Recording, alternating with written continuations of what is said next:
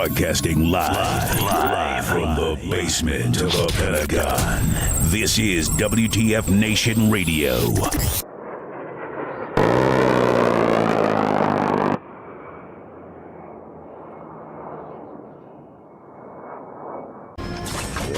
roll.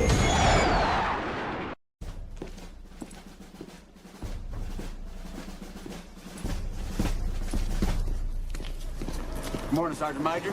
How do you know what kind of goddamn day it is?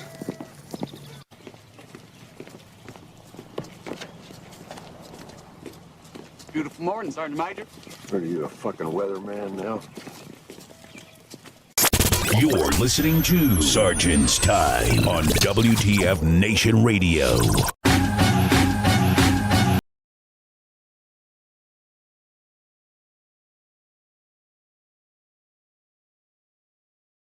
Awesome! Yeah! Broadcasting live from the Functional Veterans Center of Excellence on this 26th September 2024. My host, also known as Ken. You guys are like trying to say I want to get away from that name, but y'all gave it to me. Deeper than the basement of the Pentagon.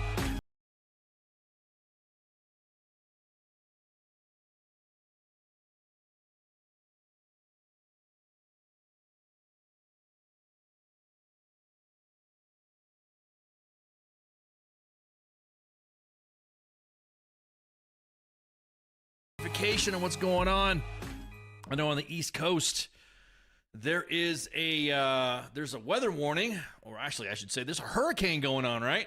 So matter of fact, let me grab some info from, let's see, the most of the inbox traffic that we've been getting have been from Fort Stewart. So let's go ahead and let's see what Fort Stewart's got going on. Let's come on guys, let's do a window cap. You know the deal.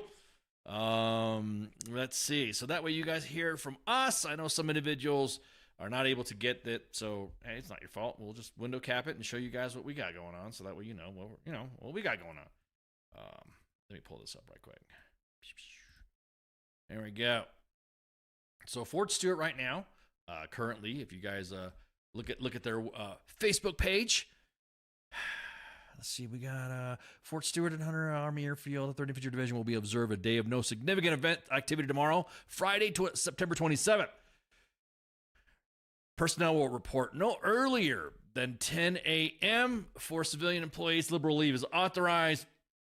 Contact your first line supervisor or chain of command for reporting information. And then, of course, there is a list of all the facilities that will be remaining within operating hours or closing. So there you go. That's the yeah, exactly that. Don't tell the privates not to skip. Tell the privates and the specialists no shooting at the hurricane to try to scare it away. So they've got a bunch of I think, let me see, September 28th. So yeah, so 26 Rio Montgomery gates close. Rio and Wilson gates close as of 6 p.m. Montgomery Gate is open 24-hour ops. Visitor Control Center closed as of 5 p.m. So it's already closed.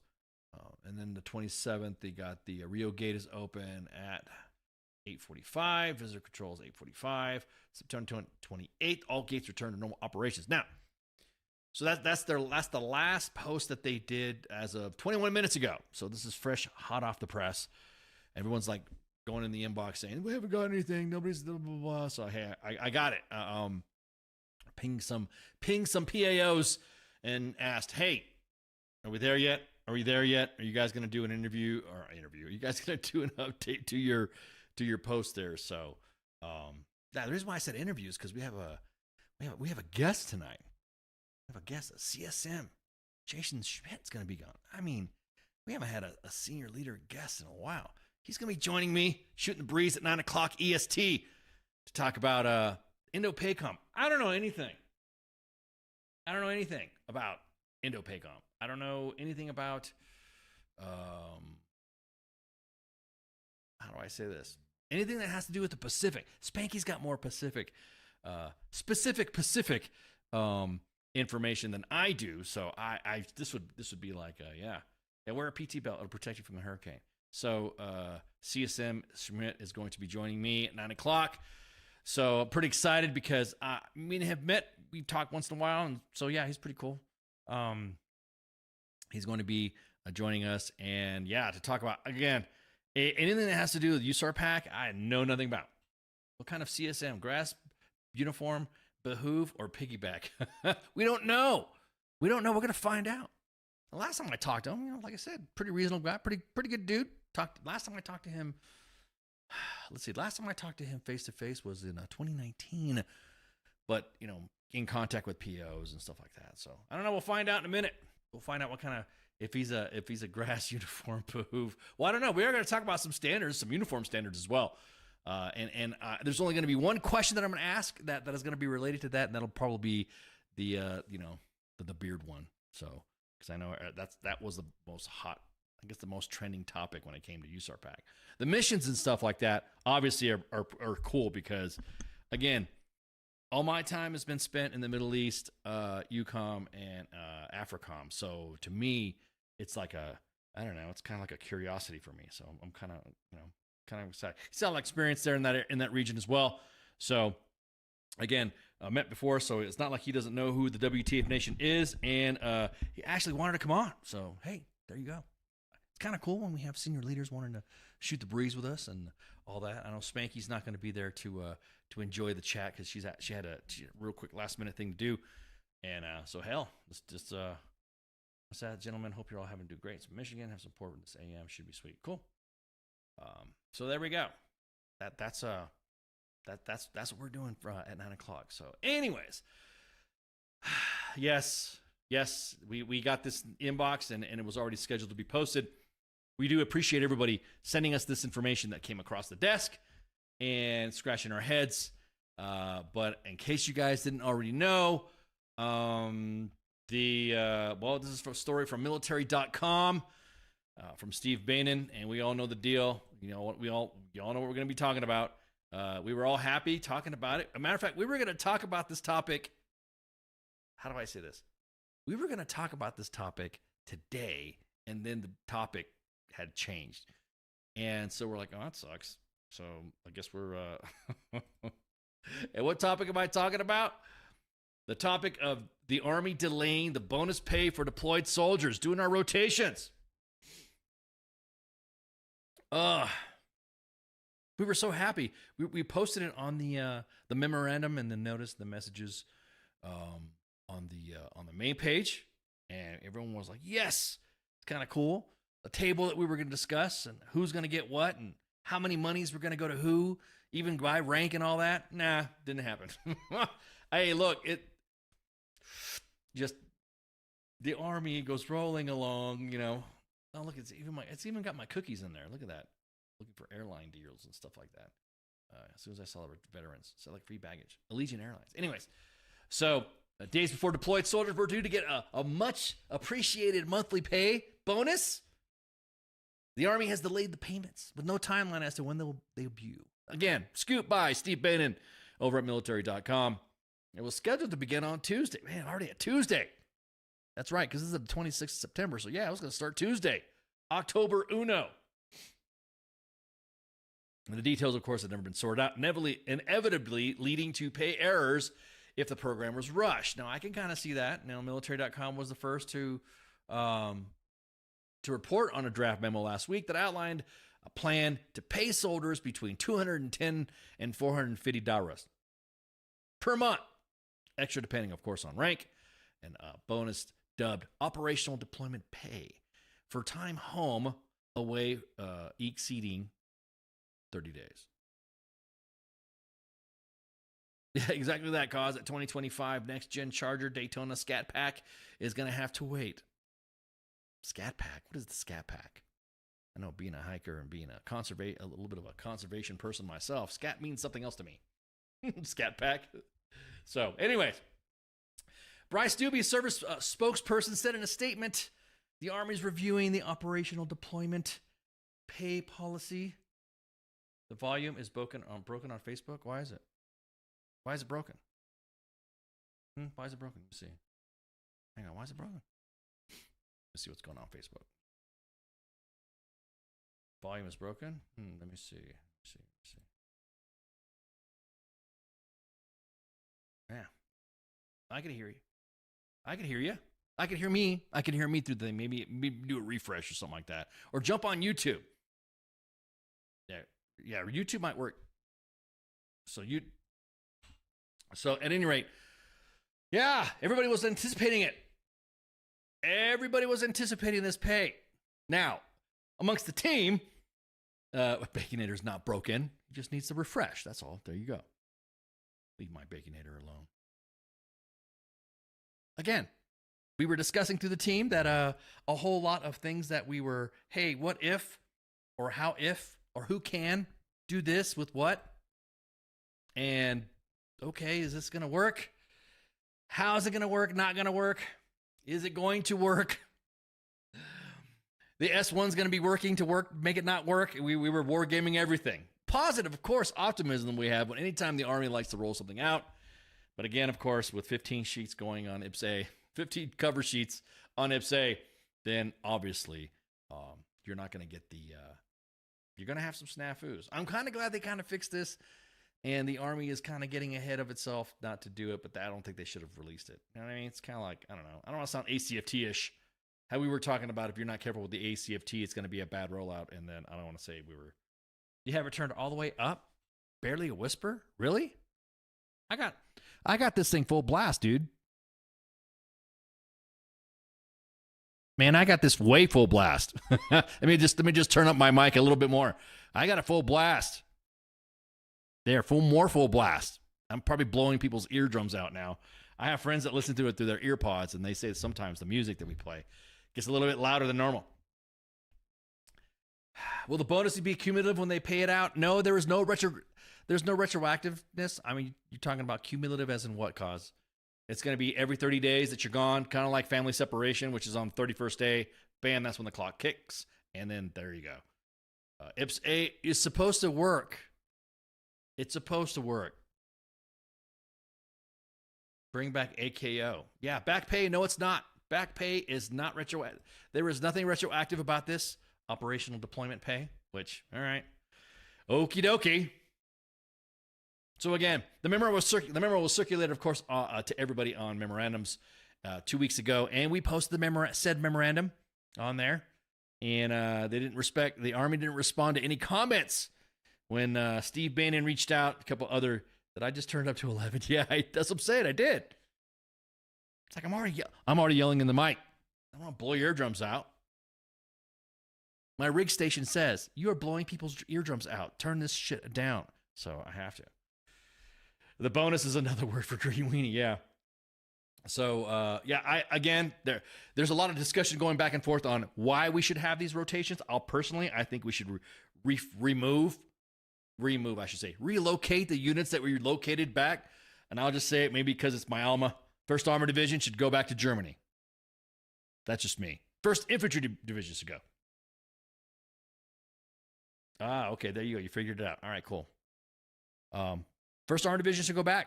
7th Corps should be reactivated as well, or maybe just have 5th Corps right there. Stay at. It should be a PCS, not a 9-month. I laugh when I see that in the inbox, and some of us older veterans or some of us old timers that were there before all the forces closed out, and I just trip out. I'm like, dude, they have GO1. They have GO1 there. I was stationed in Germany. I lived in Germany. I had a blast. I like I said, the fact when people rotated in, and we had some of the when we'd have reserve support, we'd have units augmenting us for JMRC rotations. We didn't care. I mean, they were being told, "Hey, you got to watch for your drink." Blah, blah, blah. And prior to us going in the box before they hit the ground, I mean, I drank a beer before we went to the box. So I was like, okay, so what? Artillery units that were assigned to us, and so yeah, Graf, man, you hit Graf, Hohenfels, bro, woof, man, that's some. I think they should just move. I think they should just shut down GRTC and make JMRC the place. NTC stays, because big CTC should be exactly that, Big Knitter. That's right. I've been to the pit, baby. Woo! Yes, sir. Building 100. Been there out in the box. Worked with the ops guys, with the Grizzlies and stuff like that. It's fun. Good stuff. But as I was saying, I think a lot of this operational deployment pay would just not be an issue if we just restation and relocate units that we had pulled out of there. 5th Corps, bam. 1st Armored Division, bam. 1st Infantry Division, bam. Right back over there. I'd make it 3rd ID maybe. But at least have 2 heavy divisions there.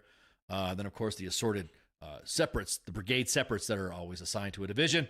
Of course, your intel weenies, all that. Maybe a special forces battalion. Oh, they already got 10th group. Oh, another one.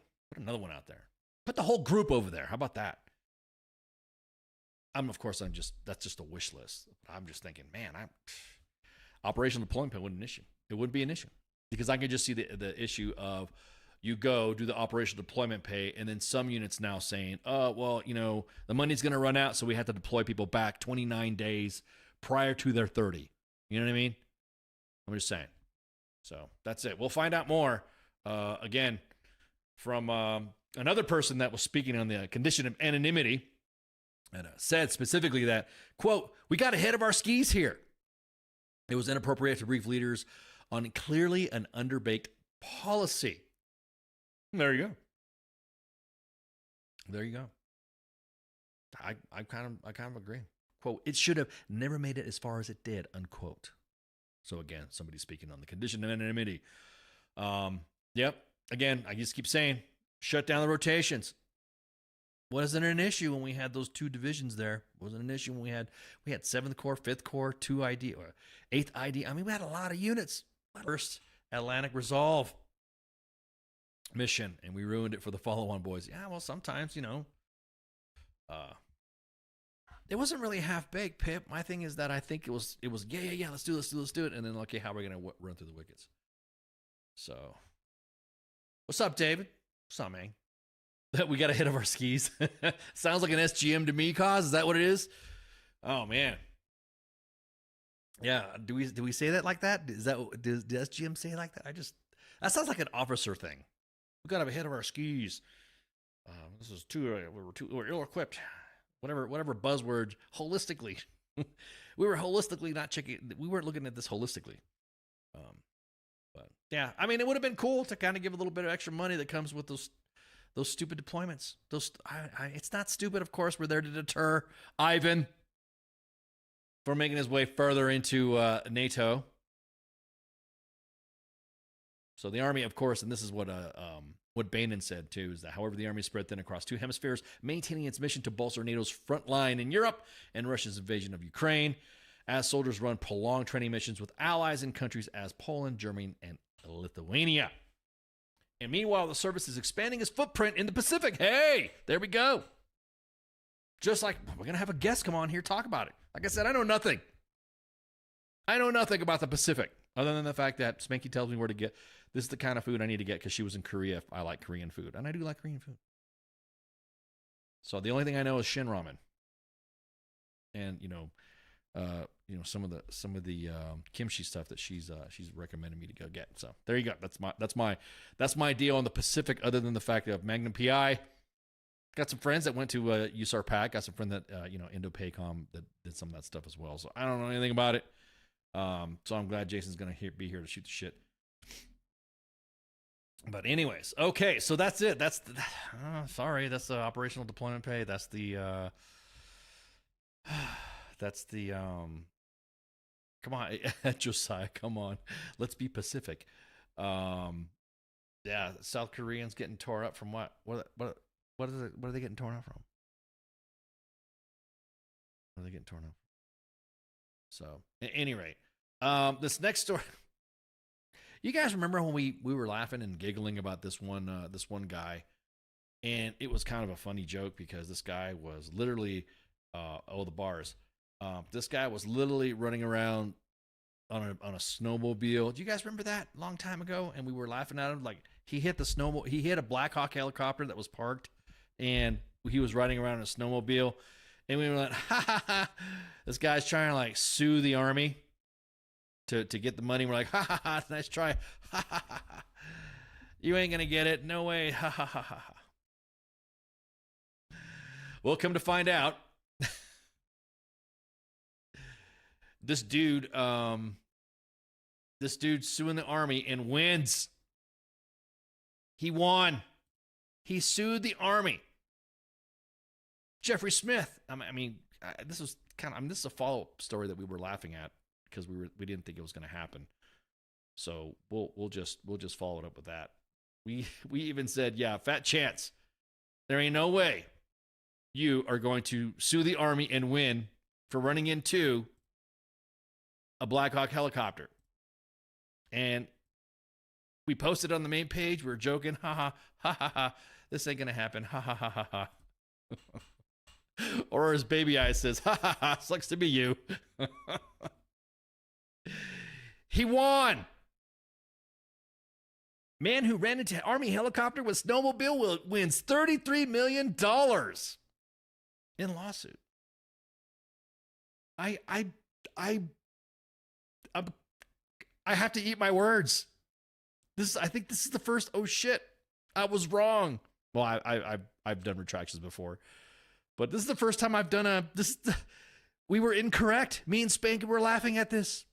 There's no way this is going to happen. Ha ha ha. Nice try, dude. This ain't going to happen. So now I have to say I was wrong. I guess you would say I was proven wrong. Can you say that? Can I say that? I was proven wrong. So, the story goes, and this is back when the story first broke. Me and Spanky were talking about this dude running around on a snowmobile, and he freaking. You mean to tell me that all I need to do is sue the Army is ram a Polaris into a Black Hawk? Hold my beer and say less. Yeah. Yes, that's what I'm saying. The aircraft was parked in the airfield. It was parked on an airfield. Let me give you the details of this. Now, so what happened is that first off, let me just give you the details. So the judge did award a Massachusetts man with over $3 million after he was severely injured when he ran his snowmobile into an Army Black Hawk helicopter. Jeffrey Smith struck the helicopter in March of 2019 while driving and was thrown from the snowmobile. The helicopter was assigned to Fort Drum, just touched down after sunset in a rural airstrip in Worthington, Massachusetts. It was also used as a snowmobile trail. Now, from the admins that know the aviation stuff, I guess he was like on the side or something like that. There's like a trail that goes around through that overgoes that airfield. At the time of the incident, Smith had drunk 2 beers and taken prescribed medication, Adderall and Subzone. But a witness testified that he was not intoxicated when he set out in a snowmobile, according to court records.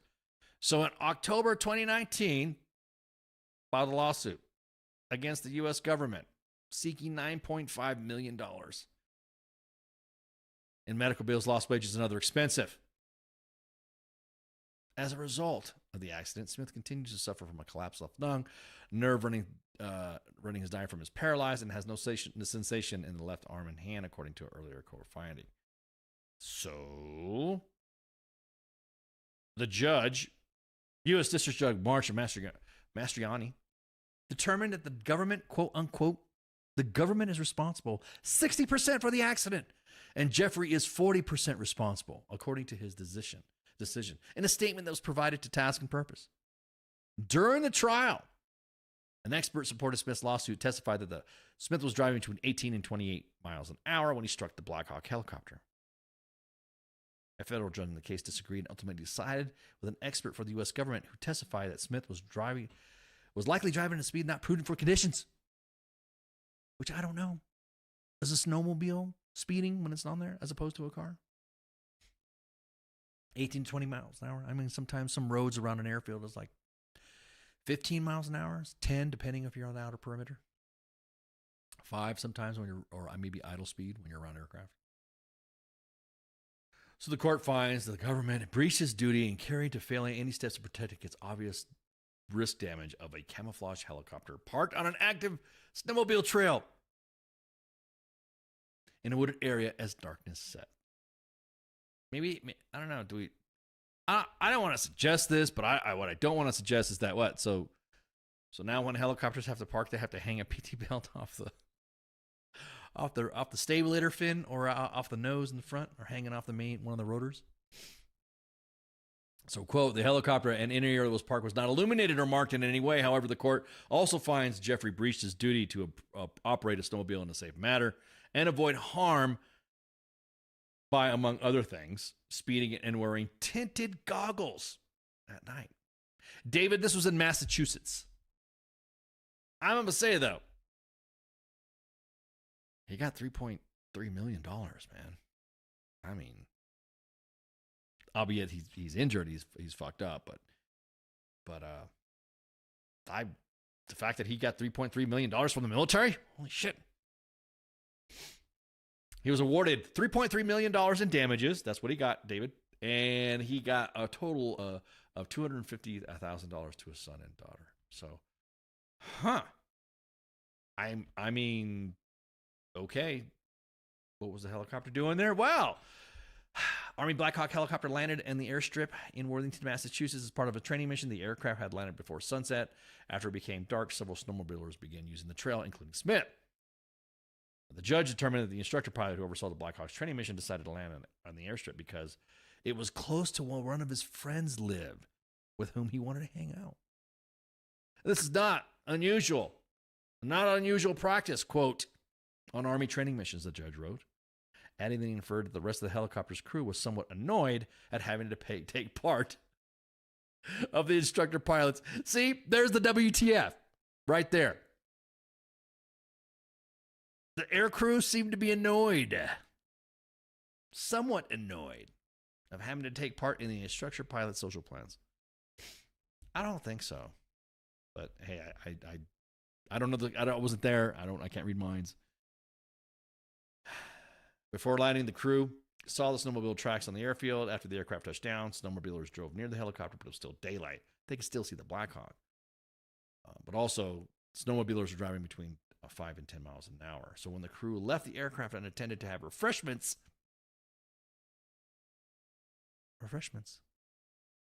Okay. No crew during this time. No crew members were assigned to supervise the unlit and unmarked helicopter sitting directly on the snowmobile trail. And none of them paid attention to it. Although some of the crew testified unconvincingly that it remained in their sight. So yeah, refreshments. About 7:15 that night, another snowmobiler nearly ran into the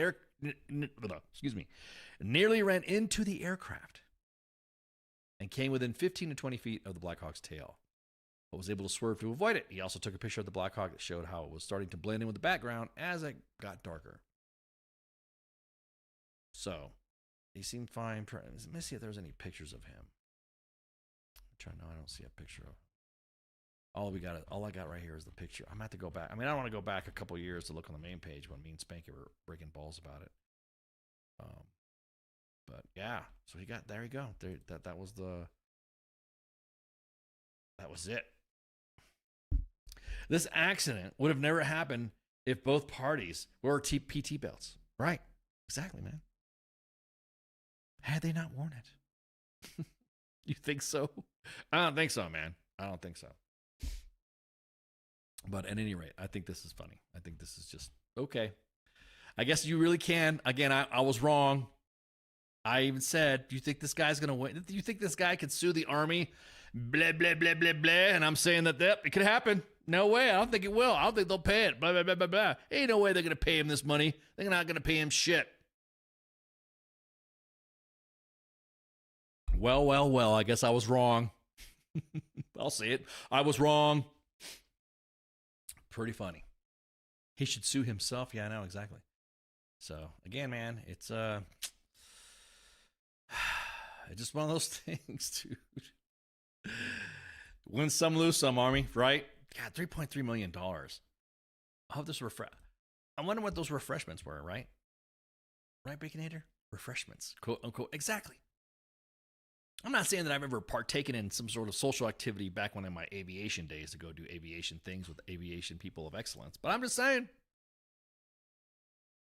let's go grab a bite to eat. Usually means I ended up in a freaking, no shit. There I was.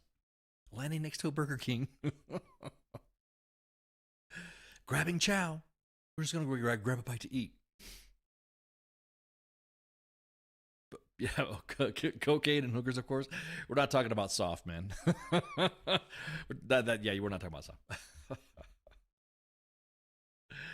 What was the punishment for the pilot? That's a good question. I don't know, and I'm afraid to ask. I don't know what he got. I don't know what was his what he got busted for. I know there's like, I don't know, like I said, if the aircraft's not sitting there, I mean, really, I don't ever recall. Like I said, if it was on an airfield, it was in an authorized airfield. Maybe you shouldn't put here's my thing. Maybe you shouldn't put a snowmobile park or trail next to an airfield. There you go. When I was deployed at Kuwait one year, the owner of Air John kids would ride their dirt bikes in the outer perimeter. Yeah, I've seen that. Yep, I've seen that. So there you go. That is the deal on that. Okay, so you guys remember that kid who ran across, and I can't play any sound because NBC lately has been really mean to us and flagging us for posting some of their content. You would think that if we were posting some content that would be like for you, that that you would at least be appreciative that we would share with our platform a news story that has to do with soldiers and stuff like that. So, U.S. soldier Travis King, everyone's asking us whatever happened to him. We've had people reach out to us from the media asking how come he was already released, and that's because the judge considered him time served. So there's his guilty plea, counted assertion, 3 counts of willfully disobeying a superior officer, and 1 count of assault on a non-commissioned officer.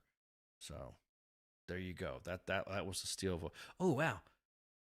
The Korea thing. Do you think I should ask Jason Schmidt, CSM Schmidt about this stuff? ask him for some of the details. He might know. Wouldn't hurt. I guess, okay, that's the next question. That's not really a gotcha question, but that's the next, a curiosity question. So if you guys don't remember, this is the guy that went up to visit the demilitarized zone area at the border checkpoint between the North and South Korea. And the dude said, "See ya," and he broke free and ran across it. And then they captured him. The North Koreans captured him.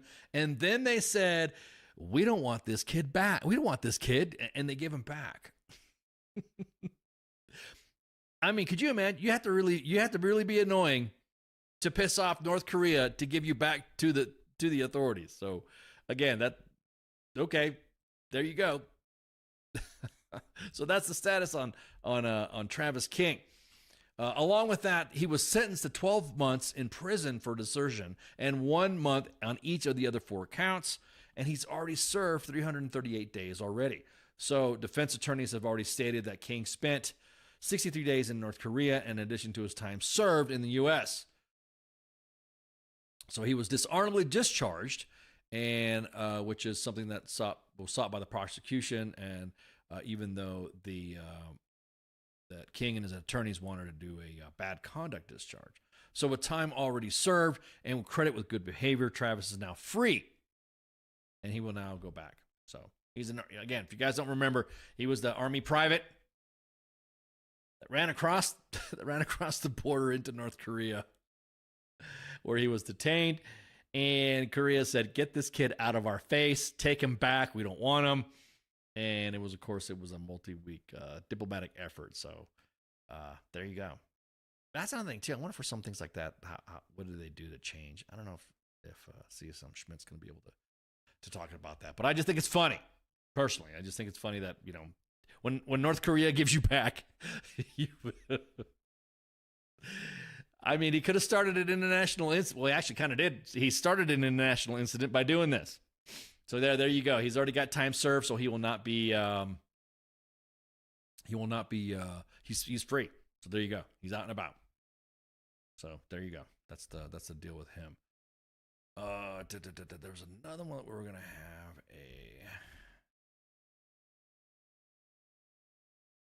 just trying to make sure I got the line stuff on here. Blah, blah, blah. Oh, okay. one last thing before we take a break and get everything set up. All right, look, we have NTC, JRMRC, JRTC at Fort Johnson, formerly known as Fort Polk, happening. Different types of CTCs that are out doing their stuff, and we're noticing a trend. And once that trend is nailed down, they're going to get nailed. There are people in your Facebook spouses groups who are purposely, and we think are probably foreign, that are starting shit about what's going on with soldiers on rotation. And when I say that, it's because there's been, and this has been like the third iteration on now, the next GRTC rotation, that we had a soldier who was killed in an airborne operation, and after that there was a rumor going around being spread, which is completely and utterly false, that there was more suicides, there are heat cats, there's somebody that took their own life inside of one of the ops buildings and stuff like that. That did not happen. It did not happen. The same thing with NTC when there was a reported 15 deaths, and 5 of them were suicides, and the rest were heat cats. And there were like 500 heat cats in there. It's not the case. Understand that there are some people in those Facebook groups that are purposely trying to mislead you to get the rage clicks going because they want to be in the know. And I guarantee it, they don't know. They do not know. And so when we see that and everybody gets mad and starts sharing on other pages that we aren't going to share that, we're not going to share it because it's fake. It didn't fucking happen. There is no mass suicide event happening at GRTC. There is no mass casualty event happening at an NTC. So when every time someone says something like that, we will engage. Okay, hey, appreciate the send. Where are you getting this from? Blah, blah, blah, blah, blah. Send us the screenshots of who's been posting it in the spouses groups. And then some of us aren't in spouses groups, but then when we say, hey, can you engage that person? Then all of a sudden, poof, the account disappears. So you tell me. Ivan, Pooh Bear. What do you say, Pooh Bear?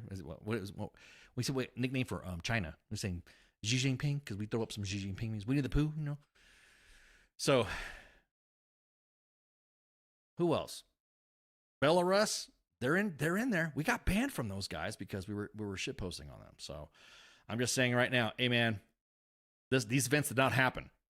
There was no mass suicide at JRTC. There was no mass suicide over at NTC. Whoever's spreading that shit, watch yourselves, because you're probably getting that information from individuals that are either foreign or there are some some bad actors in there that just think they're in the know. Exactly that, Baconator. The first step to wisdom is accepting that you don't know nothing. I don't know everything either. So, anyhow, so with that, we're going to go ahead and take a break. And I got to get the CSM set up. I got a haircut, so I should be good. But other than that, grass is mowed, rocks are painted. We'll be right back. Shots. If that's really a thing, and I get authorized to do it once, it's pretty much going to be me sitting there talking shit, like constantly. WTF Nation Radio. WTF Nation Radio. Take it from me, Ice. You can't just float around space not caring about stuff forever. The voice of U.S. Army. WTF Moments. This is WTF Nation Radio. Shit in the bag, Pogue.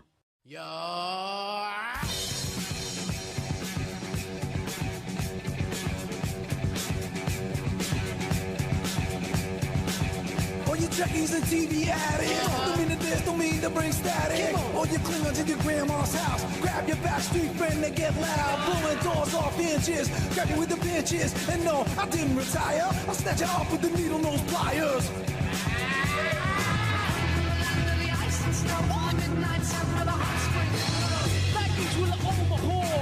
With the evil you never seen before, gliding in the glaze, like gold in the foot way. Like a racing with the bass, so not goofy like they're in a haste, so I'm a hip-hop making your night with practice me running that you know.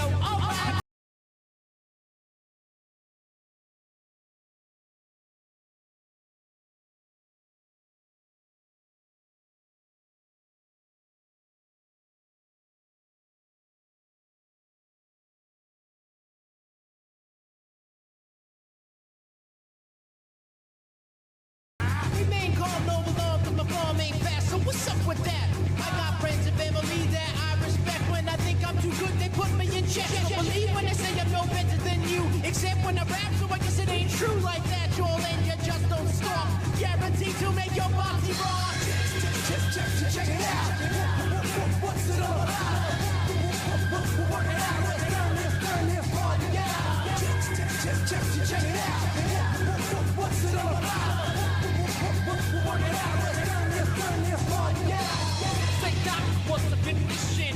I'm a man that's on a mission. Son, you better listen. Stuck in your is an electrician. Like a scientist. When I'm applying this method of controlling my mind like Einstein around to comply. Now, hey, nigga, but now what the deal? I didn't know you go for that mass appeal. So I'm calling Salucci, some potato. I stole your mic, but you won't see it later. Cause I work magic like a magician. I add up the mathematician of the bank cashier, engineer. I wear cotton and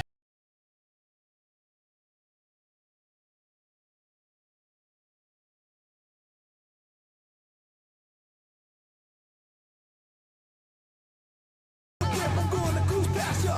Don't money, don't jump yourself. Put that back on the shelf. Blazing, yeah, I phase in. My crew's amazing. We're working on the record, y'all, so just stay patient. Check it out. What's it all about? We're working out, let's turn this party out. Check it out. What's it all about? We're working out, let's turn this party out. Now I go by the name of the King Admiral. I don't wear a cup nor a job. I bring the that's beyond bizarre, like Miss Piggy. I am the one with the clientele. You say I'd rock, you rock so well. I got class like pink champagne. Let's see, ain't got the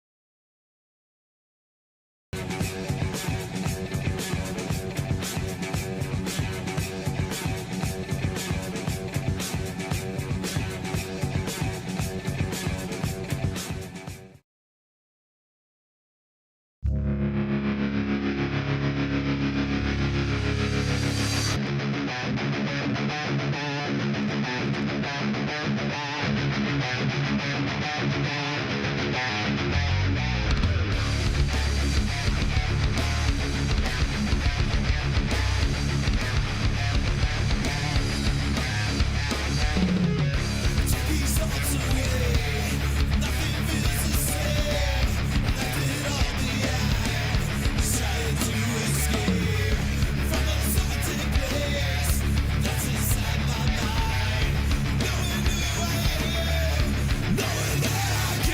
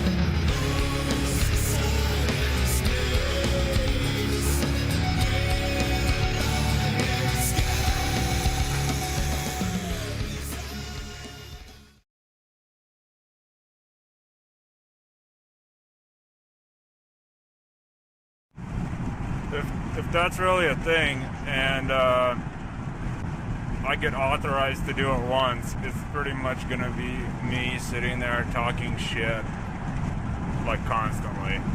WTF Nation Radio. WTF Nation Radio. Take it from me, Ice. You can't just float around space not caring about stuff forever. I am here determined to stop this future atrocity. This station is now the ultimate power in the universe.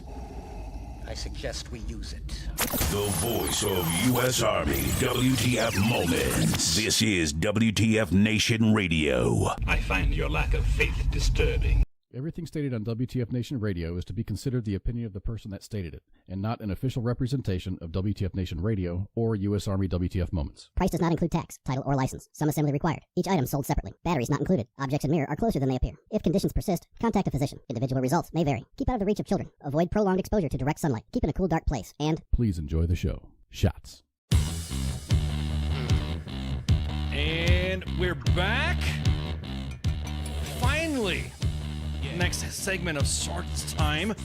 With me today is the Command Sergeant Major of U.S. Army Pacific Command, Command Sergeant Major Jason Schmidt. How you doing, CSM? Always good out here. Thanks for having me on today. Yeah, no, I appreciate you coming on. Hey, like I was telling the audience, I know nothing about the Indo-PACOM AOR, so hey, you'll be able to give us a little bit of background and, of course, you know, discuss, like you were saying earlier, a very unique area of responsibility. Could you tell us a little bit about yourself, CSM? A little bit about me. So, proudest title is girl dad. I'm married. I have 2 daughters. Been in the Army about 31 years. And hobbies, I like to run, snowboard, and you know, I learned to surf the last time I was out here. I just got to kind of perfect the technique. And where have you been prior before taking the seat over at USARPAC? So previous, I was the commandant out at the Sergeant Major's Academy. Before that, I was the 8th Field Army Command Sergeant Major out in Korea. I worked IMCOM Pacific CSM out here before that. And then before that, I was the Operational Test Command 1-star out at Fort Hood, excuse me. Oh, wow. So you kind of, now has Korea or the Asia Pacific area, has that been most of your career? I've spent a lot of time over here. So from what I named, I also did some time up in Alaska. A lot of people, you know, don't count Alaska in the Indo-PACOM. It actually is. So I did a stint up in Alaska, and I had another tour in Korea in the early, or I'd say late 90s. Oh, okay. So yeah, you've kind of seen it grow a little bit from that time up to now then. Yeah, Pacific has definitely grown. Yeah, I mean, seeing the stuff from any time we talk about Korea, or we always got the old timers that are saying that they would love to go back now, and if it, you know, because of the experience and how it's grown. Hey, let's just jump right into it. Can you tell us what USARPAC's role is in the Pacific? Yeah, absolutely. So United States Army Pacific, we are the theater army for Indo-PACOM. So we provide the land power, right, that plugs into Admiral Paro's, what he calls all domain power for the services, right? Each of the services provides their lead component for it. So we are the Army's lead for the Indo-PACOM region. Now, does that region, I mean, I remember you discussing, I've seen a couple of your notes and stuff like that. What are the capabilities that you have on hand? I mean, how is it? Because you have some 3 initiatives that you guys have posted earlier. So can you explain what those initiatives are? How you talking about how my boss gets after it? So his priorities are absolutely. So his priorities are warfighting, campaigning, and then you can add a little dotted line off there with continuous experiments, and then the last part is wargaming. So those are the 3 ways that he's going to go about putting his priorities into the effort in the region. And then he has another way that he goes about utilizing those priorities for him. So he organizes his forces in the region. He'll generate his readiness through our joint JPMRC. He'll apply that readiness through our 40 different exercises that go on throughout the year in the region. And then we'll build the joint interior lines. So that's what gets us the access the persistent access, I should say, right in that region. Now, So- JPMRC, Sergeant Major, isn't that that's like the Asian Pacific version of JRTC, or it's a CTC, right? It absolutely is, but it's a CTC that works for us, right? So very similar to the concepts of NTC, JRTC, or JMRC in Europe. This is just the one for the Pacific, but it really has 3 campuses, right? So the uniqueness of it, we have a campus here in Hawaii, we have a campus at JBLM, we have a campus up in Alaska as well. That also allows us to put that into the region so that we can exercise with our joint and multinational partners out there. So we can use live, virtual, and wraparound sim to complement the exercise that we can be doing in different portions of the region. Right. Now, I was looking some over the numbers of the joint force. Of what you have 3,000 languages, 36 nations, 50% of the Earth's surface, and 60% of the world's people. How do you manage that? I mean, there's a lot of moving pieces. Yeah, it's also 60% of the global GDP, 14 time zones, 1 international date line. You have the coldest regions from the Arctic out to the hottest out in Kwajalein Atoll. 3 of the 4 big communist countries and 5 of the 7 mutual defense treaties. So, I mean, the first thing, this is a team sport. The Pacific is an away game, right? No matter where you're stationed here, you are in the box that you're going to fight from if needed to. The goal is to deter at all times, but they are all forward deployed. So it's going to take all the services, and it's going to take a combined and multinational effort if something does happen out here. So teamwork is the name of the game. Right. Partnerships, networks, relationships, a lot of those things are very valuable, helping to develop host nation countries. One of the things that I'll do on behalf of my boss is to help build up the non-commissioned officer corps of our partner nations and allies, those types of things. So how do you do it? It's just persistence, time, and we got a lot of great teammates out here from not only the joint force, but we have Compo 2 and 3 with state partnership programs out here. We have great leaders out across the Indo-PACOM area in the Army and in the joint force.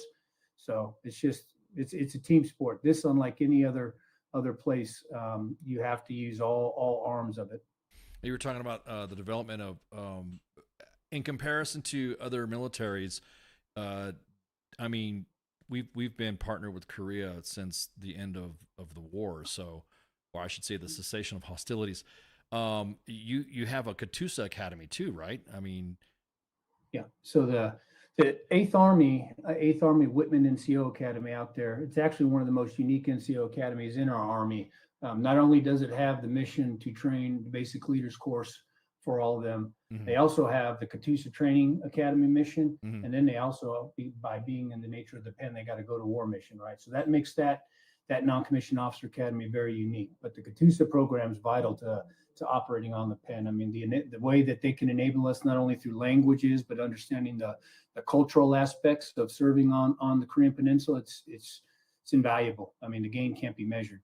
Can you tie the Katusa Academy to the other training academies that you have, like the Lightning Academy and the NWTC in Alaska? Well, absolutely. I mean, I think that's another unique part of being in the Pacific, right? It's our environment. So out of the necessity, let's just say, of Alaska, the Northern Warfare Training Center out at Black Rapids has not only the specialty schools, but they'll train you in just normal CWOT, cold weather operations course, which will teach soldiers that may or may not know how to survive in those Arctic and subarctic conditions, right? That's a necessity of the Pacific, not only being stationed in Alaska, but for some of our environment. Right. So that's a unique piece to that, as we talked about the challenging mission set. The Jungle Academy is the same way. Our Army closed down the old jungle school that we had in Panama many years ago. So out of the necessity for what our folks have to do in the Pacific, the Lightning Academy had to basically stand up their own jungle school, right? Which is a way that we teach the unique skill sets that are going to be required to be applied throughout our area of operations. Now, I had some questions in there that somebody sent to me is about the jungle tab and the Arctic tab. what can you do to earn the jungle tab and the Arctic tab? And will they be eventually be a permanent uniform item? So I'm wearing the Arctic tab. You can earn your Arctic tab by attending Northern Warfare Training Center and going through the cold weather operators course, orientation course, or by getting through your basic mountaineering and your, I believe it's the cold weather, basic and advanced. So that's the way you can do that. Now, the jungle school is the same way. You can earn your jungle tab if you attend the Lightning Academy's jungle school. They are only authorized for wear within a specific region. There's an exception of policy approved at the 4-star level here. So anytime we return back to stateside or all that, we take those off. We wear them over here to identify the folks that have the skill sets, the leader qualities for the specialty areas that we operate in. Gotcha. Okay. But they are able to be earned. I don't foresee, ever pushing those into, permanent awards, we have plenty of other things out in the convention, in the Army, right. Whether that's CONUS or in Europe. I think they're a necessity out in our area of operations based upon operations both in the Arctic and out in the extreme jungle environments that we work in. So those basically used to identify the SMEs that are operating in those areas then, basically. So, yeah. So that way, if you, hey, you're jungle qualified, hey, come here, help show these guys how to do a proper river crossing or how to do, somebody asked, do they have to drink cobra blood in jungle school? Yeah. No, that's not part of it. That was probably a post on social media somewhere. No, I think I saw that post actually. I think it was actually foreign. I think it was there was a partner nation exchange out with Thailand, I believe. Yeah, it was Cobra Gold, and they were doing their little rituals there. And no, we don't. There's no snakes in Hawaii. Really? There isn't? Wow, I didn't know that. Okay. Oh, little known fact. We don't have any snakes here. Wow. Got a lot of mongoose. Yeah. I'm just about to say. Okay, that's a new one on me. How do you guys integrate with other? How do I say this? Other organizations like the SFAB, SOF, You were talking about the National Guard State Program. How do you integrate those? I mean, how do you plug them in? Yeah, well, some are direct report units to my boss, General Flynn, and others are partners, right? So the SOF aspect, that is Special Operations Command Pacific, that's SOCPAC. So they are one of the components for Admiral Paparo and Indo-PACOM. So they are a teammate. Think about the SFAB, that is a direct reporting unit to my boss. So as they, execute their operations throughout the region, we got a pretty tight collaboration going on with them. But when you think through understanding what everybody's doing, that's kind of what those 40 exercises we do throughout the year are done, right? So you get a lot of the interoperability through the tactical side by doing these exercises with our partner nations, allies, and our joint force. We also build intellectual operability, right? And so most of that is synchronized through our Security Cooperation Division, and that ensures that, if somebody's doing something, or going out for an exercise and they need to know which component or which state partnership is operating in a region, the SCD for us, Security Cooperation Division, is a belly button that can either track or reach out and know what we've been doing, right, or what they have asked us to help them with, obviously by invitation and with their consent and at their pace. Of course. Does that involve like another local partner, like another foreign nation partner involved as well with those exercises? Well, sometimes, yeah. I mean, when you look at an area like Oceania, a lot of those island nations out there, they follow the Australian and New Zealand doctrine. So if we go and start trying to feed them something that is counter to what's going on in there, we have a propensity to do more damage, right, than actually help. So understanding what our partner nations are doing down there is equally important, right? Because you don't want a bad CrossFit workout, everybody trying to work the arm and the rest of the body is not getting any attention. Yeah, exactly. Yep, exactly. Never skip leg day. Now, there's another question that actually was part of some of the notes I had. What is an oceanic engagement team? Oh, yeah. So the OETs, the Oceanic Engagement Teams, they actually work for one of our commands called the 9th Mission Support Command, 9th MSC. And those are about 1 to 2 people normally, depending upon what they're at. Normally, they are folks that speak the language that host nation that's out there, and they're embedded out there to help develop and see what assistance we can provide out there. So the OETs are just another tool we can use to understand the environment out there, and then see what we can do to assist our partner nations and allies that are out there. Okay. All right. So it's, again, that's another part of synchronization with OET or with Security Cooperation Division, right? The OETs that are out there can help provide data, or if somebody wants, hey, I need some help with this type of course or an assistance request, that's another way that we can understand what they're asking of us to be able to provide the right assistance. Right. And I just think it's almost like engagement teams that were done in the GWAT, in Afghanistan, kind of something, or maybe similar. Yeah. A lot of times they're Guard or Reserve too, folks Gotcha. that are out there. And again, probably very familiar with the areas that they're operating in, either being native to there or at least from around the areas that understand the language, understand the culture a little bit better than we do, and can kind of operate in there a little bit better.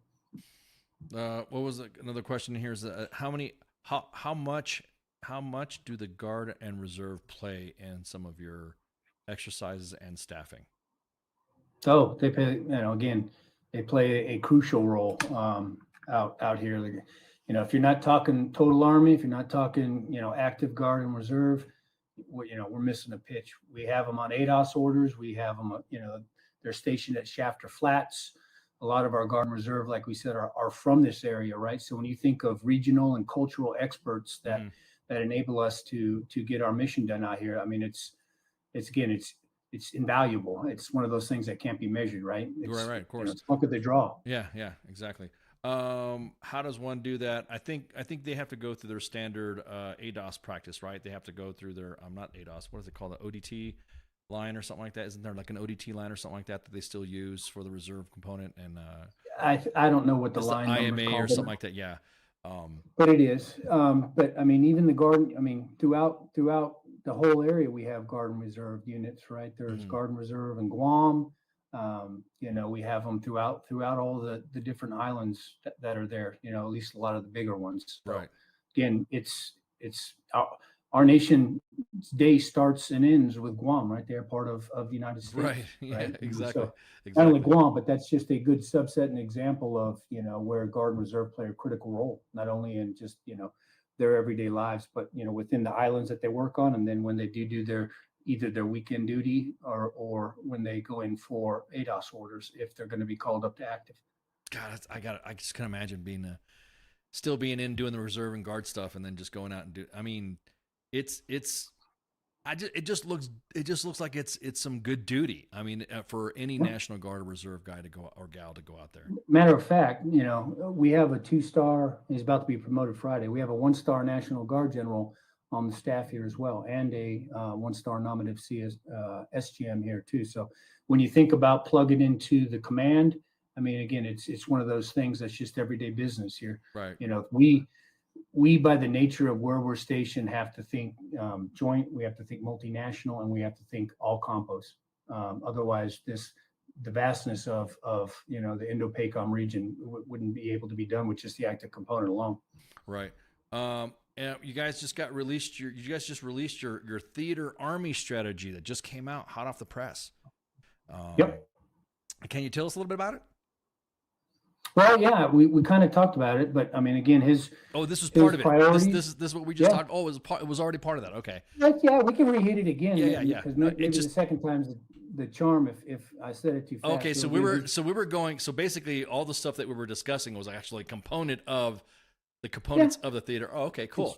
War fighting, campaigning, and war gaming with experimentation going on throughout the campaigning phase. But then, the 4 ways that we go about doing it is that, and here's something I didn't cover earlier, right? What's unique about us is we're GIF MIG forces for the Army, not GIF MAP, right? So we only have assigned forces. So that's where the organize comes in. He task organizes his forces based upon what he has, right? Gotcha. We got what we got, not what we want to have. So that's the organize. Then we generate our readiness at JPMRC through those 3 campuses, either in Hawaii, JBLM, or in Alaska, right? And then with our partner nations, if we're going to use the the deployable version of it, right, to use live virtual wraparound sim, and that generates the readiness. Now, so we don't run idle and burn that readiness, we apply it. And that application is done through one of those 40 exercises we talked about throughout the year. Right. That gets us access and persistent presence in the region, which generates the interior lines that we lack, right? Because right now, if you think about it, you'll always hear my boss say, hey, we're out of position because, again, our adversaries have three main advantages over us: a bigger magazine depth, a larger army, and they already have the interior lines. Right. So those three advantages we seek to counter, right? And that's kind of what that strategy is based upon. Now, most of it, I mean, again, I apologize. I guess I was going through more of the subsets, not realizing that it was the entire strategy itself. My apologies. Oh, that's okay. Yeah, It's okay. yeah. Now this, I pulled up the map of the Army. It was 22,000 soldiers, and then in the Indo-Pacific, and let me throw up this other graph here. 14,000. I mean, I did not realize there were so many theater support command divisions, units that we normally that are here at CONUS that obviously operate in the Indo-Pacific region as well. 7th ID, the 5th SFAB. I mean, like, again, me not knowing anything about Indo-PACOM, I just find it fascinating that they're in there, Yeah, so for USARPAC, it's about, I think, 107,000 soldiers and civilians and family members. And then if you take our combatant command boss, the Indo-PACOM region, I believe it's 380, give or take. Don't quote me on the exact number. So it's pretty big. Right. It's pretty big.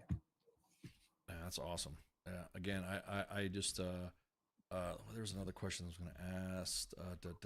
The strategic ends. That's what I want to hit. Yeah, the strategic ends. So now, like you said, denying key terrain, assuring allies and partners, setting conditions to prevail in war, present credible deterrent capabilities, is what you discussed earlier. Now we're posturing. Now we're. I mean, I guess the memes or the jokes we say we're pivoting to the Pacific. What the hell's going on with China? I mean, what are they? I mean, can you talk about that a little bit? Well, I mean, yeah, all you have to do is read the open source news and kind of see. I mean, my boss will say it in insidious, incremental, and irresponsible behavior, right? Those three I's are really kind of the best description of some of the things that have been going on in an opinion, right? But, right. The stuff you see on open source, I mean, that's why the goal out here is deterrence, right? We want no war out here. Mm-hmm. So more than ever, it's important for our presence out here. Now, now you're saying your direct bot with your jointness mostly with the Navy, or do you guys have the same theater objectives as well, or do they crisscross? Pretty much the same. Well, I mean, yes. I mean, like I said, this is a joint theater more than probably any other place. We bleed purple every day, and multinational. Now, I will say there is a bias, right, for many people that do look at the map. Like you can kind of see the map here; it's very blue, right, which most people think is a air or maritime theater, right? Mm-hmm. Nothing could be further from the truth, right? When you think through the strategic architecture and the fabric that binds the region, a lot of it's land power, right? Yep. In the aspect that most of the world's largest armies, right? It's mostly armies out here. Now there is, obviously we can't get access. We need the Air Force. We need the Navy. So I'm not downplaying their role, but when you think through, the outreach to interoperability, most of these countries out here, their chods are army, right? And most of them have large standing land forces, right? Which again makes our job even more, pivotal when we start doing outreach and all those things. Doesn't make any other services jobs out here less important, right? But I do like to highlight that you can sail around this place and shoot. You could bomb it from the air and all that, but at some point in time, if something happens, you will have to churn dirt, and that takes land power. And people do have this weird tendency to live on land. So, I mean, and again, I just quote my boss, right? I've soaked a lot of this up from him. I'm a sponge, right? He's been doing this for 3 years out here. I've spent time out, but I mean, he uses that all the time. There's this weird tendency for people to live on the land. Exactly. Or jump onto it. So let's talk about the 11th Airborne Division, because I know we talked about its activation. We talked about it. What's their role in this picture? So they are our force projection. They are a division just like the 25th, except they have the ability to do an airborne envelopment, right? So if you need to, if the need is to seize an airhead, to expand the lodgement, bring in follow-on equipment, and then consolidate, reorganize, and move out to the next objective, then that's what we can use them for, right? It's another capability to do a joint forcible entry. Right. So it's an airborne division. So it's an infantry division, but it's got an airborne capability with it as well. And it has an Arctic capability to be able to fight, survive, and win in some of the most hostile conditions that are out there. Do they model themselves like the 82nd? Because I know us, experience on the Fort Liberty side of the house. Do they follow a GRF, DRD type of timeline as well? Well, they're not quite as big as the 82nd. Gotcha. As the build out. So if you took the standard 82nd division, it's much, much larger than the 11th. The 11th is still building out. Oh, okay. Okay. So it's not quite a full division like you'd find at Fort Bragg with, the 3 brigades and then the artillery and all the other things. Right. It's a little bit smaller until it catches up in growth. Is it? Oh, so is there plans on growing it then? Yes. Oh, awesome. Do you have the deets on how big it's going to get? I don't have the deets and I don't have the timeline for it. I know, we just they just did a ceremony for the aviation brigade to kind of grow that to become a true aviation brigade. It was kind of parceled in pieces before. Now it's going to be a true, so there's going to be some growth there. But growth is hard, right? I mean, everybody can follow the Army. We're just getting back on track, with recruiting and those types of things. So that's, anytime you grow something, there's a bill payer somewhere else, right? So I'm not saying it's happening like as we speak, but there are plans for it to increase. That's gonna be awesome. Oh man, another 82nd size division, or at least that would be nice. Yeah, I'm about to say at least there'll be some good that'll be some good duty there too, to be able to come out of the 82nd and go out to the 11th, and then kind of like rotate back and forth. Bounce back. Alaska is one of those hidden gems. I spent 3 years up there as a first sergeant. The winters are the winters. You learn a lot about operating in the cold, and the summers are very beautiful too. So it's very good duty. A lot of people just look at the movies and listen to the old miner stories about it. It's nothing could be further from the truth. Oh yeah, well I mean I'm one of them. I'm like, man, that looks cold. That looks cold. Yeah, it looks cold. But the good news is they got some of the best Arctic equipment you could find, right? I mean, so you think you know how to wear your equipment, but you'll definitely learn how to wear your equix when you're up there. Right? And that's again when you take it back to why the need for Northern Warfare Training Center or Arctic tabs and those types of things, right? If you go up there thinking you know it all, you're going to be sorely mistaken, right? Even something as simple as doing PT, in sub-freezing weather where you could wear vented shoes anywhere else, you go up there, you're going to get frostnip on your toes, right? So you got to pay attention to some of the simplest things. Right. Somebody who was this is way back when I was a little bit younger. Somebody was in Alaska and taught us how to properly wear the Equix, and leaps and bounds difference than how we were wearing it, in CONUS. And, I'm guilty as charged too. Exactly. I did wow, I didn't know you could wear, and so much more warmer than what people. I mean, I think it's more of an appearance issue. Okay, so you have your big exercises. Can you tell us what some of the big exercises that you guys participate in? So Yamasakura, Cobra Gold. Like I said, those 40 exercises. I mean, out there that we do. I mean, but here's the thing too, because you use the word big. Pathways, Operation Pathways. Right. Even some of the small ones like Cartwheel, that one's out in the public. I mean, they have a immense impact, right? It may not be as large as our pathways that go through, or even some of our exercises with JPMRC. But anytime that we can get a rep or a set with our partner nations, allies, and the joint force out there, that's just a rehearsal, and nothing could build and help us sustain our readiness better than that. Right. Yeah. So pathways are our biggest one. I think in that magazine excerpt that you put up, it has some of the snapshots of what we do. Somebody asked, do you participate in RIMPAC as well? What heavy does the Army? No, not too much. I mean, there'll be some events that we attend, but RIMPAC's more of a Navy. Gotcha.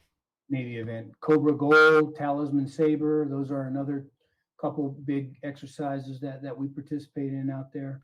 Talisman Saber, that's the one that is the that's the Australia New Zealand one, right?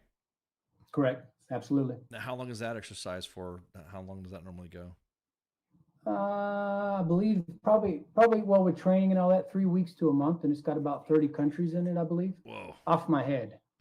Damn, that's awesome. That's my bucket list right there, was Australia anyway. So I was just wondering. I was just curious.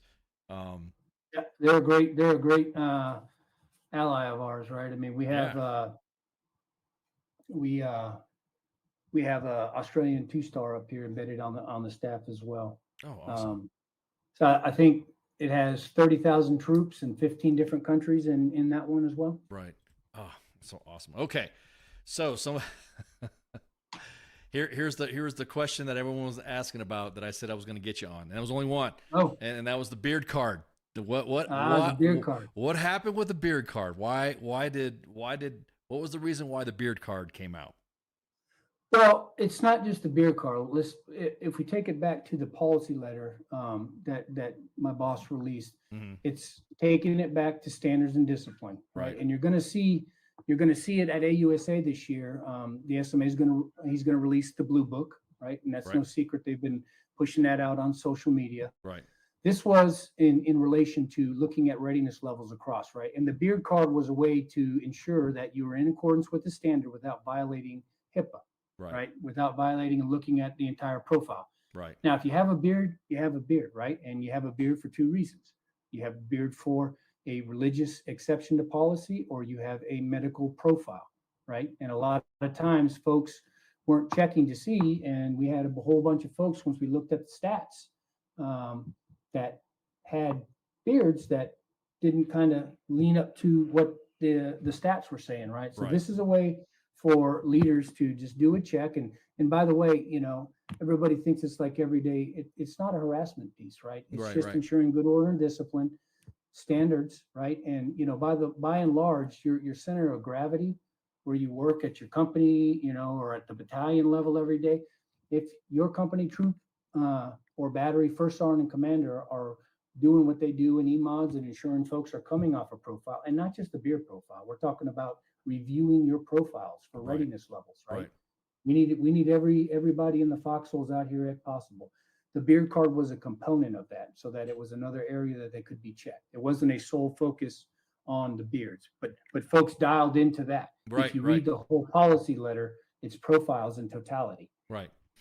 No, yeah, because some people were getting a little like sensitive about it, and I'm thinking, well, are you authorized to wear it? It's rather than you have that and then having them go through your records and stuff like that, and to be nosy. If you're authorized to wear it, you're authorized to wear it. So absolutely, if you're authorized to wear it, it's not a problem. Right.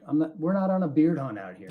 If you have you have the religious exemption, then fine, be in accordance with the policy. If you have a medical need for it, then fine. Right. As long as you're maintaining what the standard is, then there is no issue with it. Right. I mean, because again, we can't pick and choose which standard to enforce, right? Whether that's a beard, whether that's, hey, you're short 2 push-ups on the ACFT. Are you just going to give them to me? No, it's not the standard, right? So just whatever the standard is, be in accordance with it. Mm-hmm. That's the simple message. Yeah, I mean, you also reinforce the directive as well in that policy letter, 2023-08, saying that if you score 540 and above on your record PT, you don't have to worry about 80 points in each event. Of course, you're exempt from the body fat circumference. So I don't understand what I didn't understand what the beef was when people were like, see, now you're going to get taped and all that. And then now we get images of individuals that were like, this guy doesn't make tape. I'm like, did you check his PT card? He probably does. Or he probably destroys his ACFT. Right. And that's the thing, the Army standard is the standard. That's all we're asking for, right? I mean, if you're scoring and you pass the ACFT, then you're in accordance with the standard. Now, again, there's always room for improvement, right? I mean, so you should look to seek improvement in those areas, kind of gives you a metric and all that. Right. But, the standard is the standard. Just be in accordance with it, right? We can't pick and choose what to enforce. That's just, that's the general going message, right? Every time we walk by as a non-commissioned officer corps, a deficiency and don't correct it, then we've just set the new standard, right? Exactly. That's one of our core duties and functions. And here's the other thing. You don't have to enforce the standard in some nasty belittling way, right? You can have a conversation. We've evolved, from my time in the Army 31 years ago when there was no conversation, right? And there was different ways for corrective training. Yeah, exactly. These things can be had with, hey, Specialist Schmidt, tell me a little bit about, your beard. Do you have a beard card? Yeah, I do. I have a religious exemption. It's this, it's that. Okay, hey, great. Thanks for educating me. Yeah. Right. Exactly. You can have that interaction in a meaningful way with a guy or a gal versus going in there and just attacking them. Right. It doesn't even have to be about the beard. It could be any on the spot correction. Correct. Yeah. A lot of that we've noticed in the inbox as well is that some of them seem like it's a personal attack when you do it. And it's not a personal attack. It's just it's you're in violation of standard. If the command's saying you need to have a beard card and you don't have one and it's put out, you shouldn't worry about it if you made the standard, nor should you be upset if someone corrects you for it as well. Sure. No, I mean I love it when young soldiers, I have them correct me. None of us are error free. Exactly. Right? Exactly. So, but that's the beauty of us in the Army, right? If we're a self-policing organization, then we're okay. And then, by the way, we don't have to hold grudges about it. We don't have to seek people out. Yeah, right. Exactly. It's just whatever, be in accordance with it. And if you don't know, here's the other thing. Probably sometimes folks have tried to do on the spot corrections and didn't understand or know the standard, right? Right. So then that put the receiver of that, like, hey, this guy doesn't even know what he's talking about. Exactly. So I think that's just exactly. it's just it's a way, it's a metric to be able to go back and look at our stuff and make sure that we're doing right by our soldiers. Right, exactly. So David in the chat says there's no more wall-to-wall counseling. No, and that's a good thing that we've evolved from that. I mean, it really is. And then I tell folks all the time when I was a commandant, right? I mean, we've graduated from Dr. Seuss books and crowns as an NCO cohort, right? We are, much more educated, being empathetic, understanding, learning how different generations, learn, ask questions, some are simulators, personality styles. All of those, I think, are effective ways to apply leadership, right, with different generations, because, nobody really responded to wall-to-wall counseling. I mean, and no. Most of that stuff, even 31 years ago, was on its way out, right? It was. People knew that it's not an effective way to treat people. No. Somebody said treat them with dignity and respect. Right. So we have Mr. Cos in the chats, and he says, because I said so has fallen away. That's the because I said so methodology of corrections has definitely fallen away. And I think that helps us. I mean, at the end of the day, we're looking for a fit, disciplined, well-trained, non-commissioned officer corps capable of meeting, the demands of large-scale combat operations, right? So being inquisitive is indicative of someone who's thinking, right? Thinking critically, learning, understanding, applying. Those are things that I personally seek in non-commissioned officers, right? Not because I said so. Right. Now, sometimes you do need to, just follow an order, right? But by and large, right, that in and of itself is a piece of leader development, right? You're teaching somebody why is important, right? Not just because Simon Sinek wrote a great book about it, but human nature, people are inquisitive. Right. Well, and our kids coming in are way smart. I mean, they're smarter than I've engaged with some of the kids on the line, and woo, they're smart as a whip. I mean, I can. Oh. They could talk strategy. They could talk operational, art. They could. I mean, these are sergeants. These are specialists that are coming off. Coming to discuss. We've had soldiers hit the inbox, and we got them moved over to write for the NCO Journal or write for for the Harding Project, because these kids are. I mean, they're way more smarter than me. You and me both. Yeah, I mean, they oh man. As a matter of fact, it was the kids that helped me how to set up all this podcasting stuff. I didn't know about this. I didn't know about this shit. Well, that's the good thing, right? I mean, Yeah. for me, it knows that our Army's in good hands. Right. I mean, our military, I'll say in general, right? I mean, they're leaps and bounds. They're coming in the Army nowadays with smarter, faster. I came in the Army because I didn't want to go to college. I mean, we got Yeah, exactly. educated Yep. folks at all ranks and echelons, serving our nation, and that is a great thing for us. Exactly. So I got a question here. I'd like to know, and it's from David in the chats. I'd like to know, how are they dealing with a new generation on social media in uniform that show the Army in a bad light? I think be any light, really. So not just a bad light. Yeah. Well, I mean, there's a bit of an education process to it, and there's a bit of an individual right to the stuff, right? So I suppose it depends upon the content, and then obviously what they're displaying, they need to be in accordance with the social media policy that's out. Right. So everybody has different experiences with the Army, and personally, I'd like them to be pleasant, right? Because all of us are recruiters. When you leave, we all came in the Army for something, and I don't know what everybody else's was. Mine was, it's a family business. I didn't want to go to college, right? Kind of lost. The Army provided me structure and different things. Some people, it's to climb the socioeconomic status ladder, college money. But whatever that is, right, you want to leave with the same enthusiasm, whether you did 3 to 4 years or you did 30 some years, right? Mm-hmm. So hopefully the social media postings, and I know I see them out there, where there are different, takes on the Army. Some of them are funny, right? Hurry up and wait, and, back the timeline up 3, 5, 6 hours. Yeah, exactly. And stuff, right? I mean, exactly. And sometimes there's a bit of truth to it in those things, and then some that are just not acceptable, right? So those things that do violate the social media policy, normally the commands will take action on them if they are, right? Without a specific one, it's hard to determine that. But no, of course.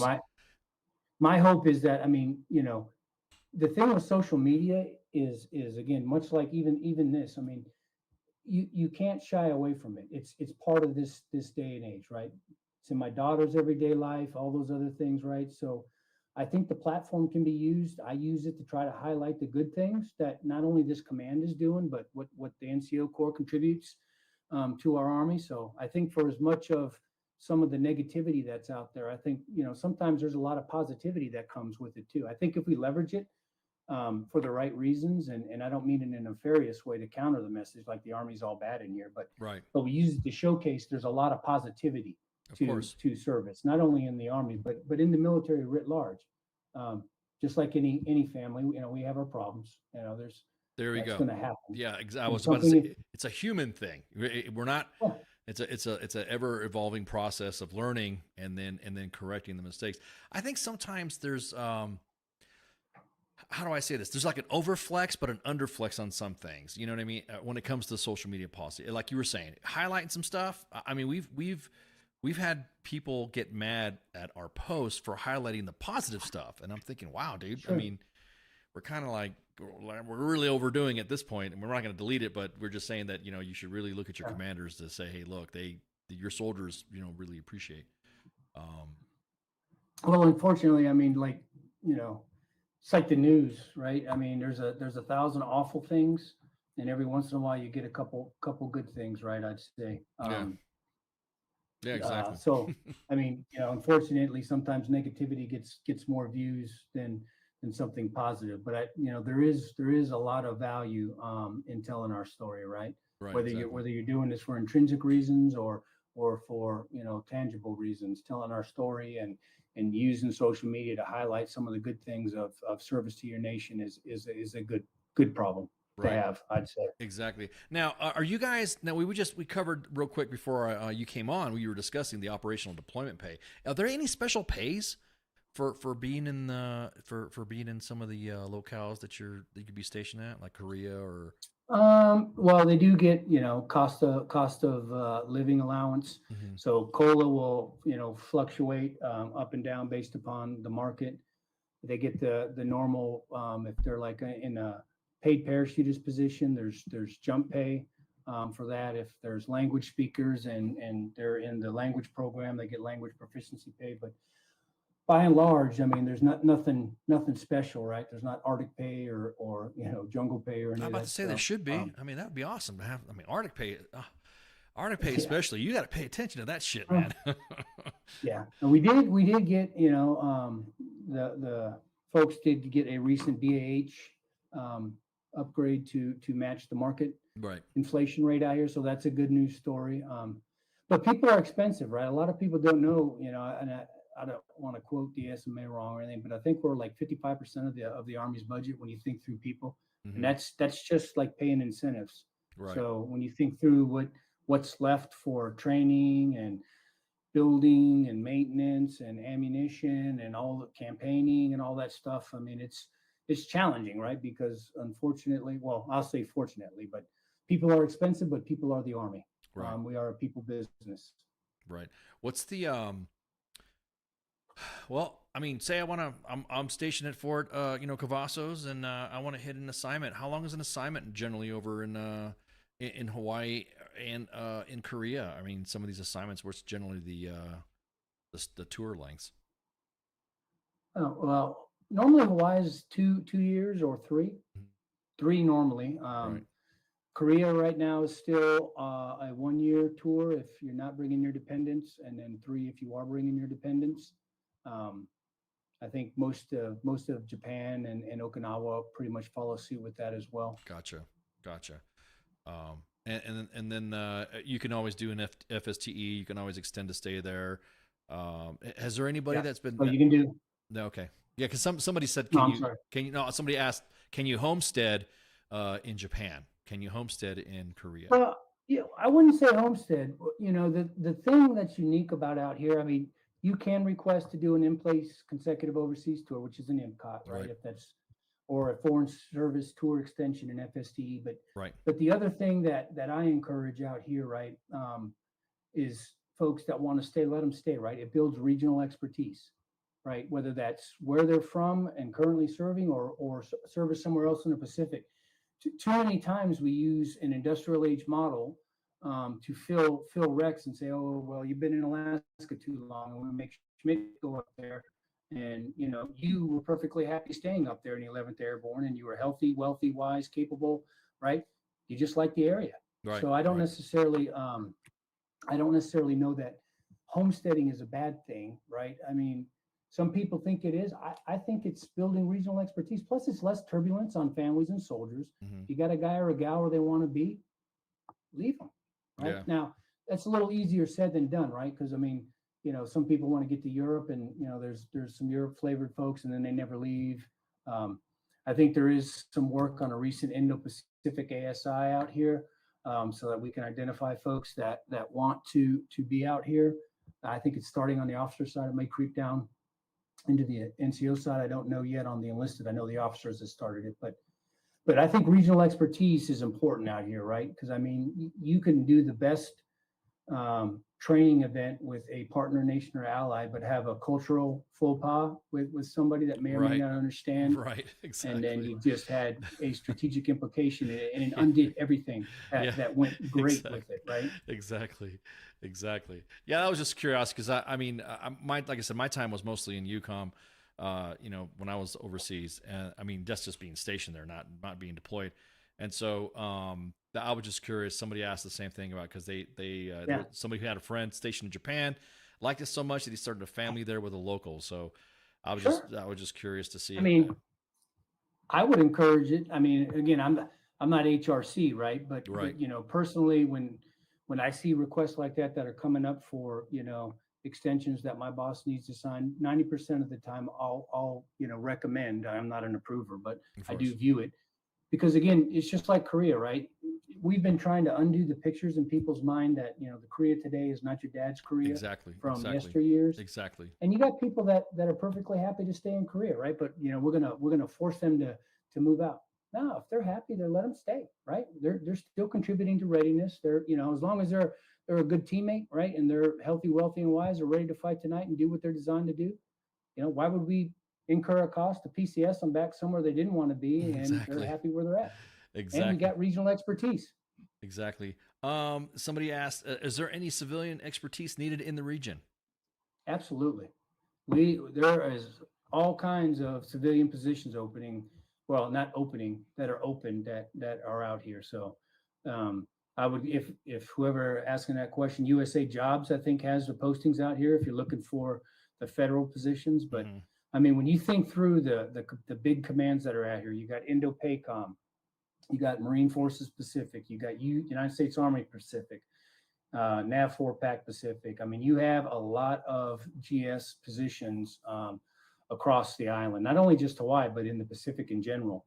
Gotcha. And contractor positions. I was about to say, I was just about to ask, and contractor positions too. Do you, where is USARPAC located anyways?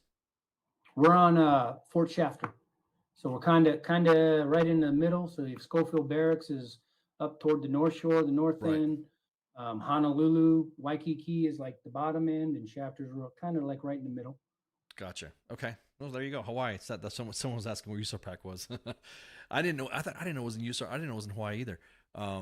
Yeah. Well, most people know, the mighty 25th Infantry Division, which is up at Schofield. Right.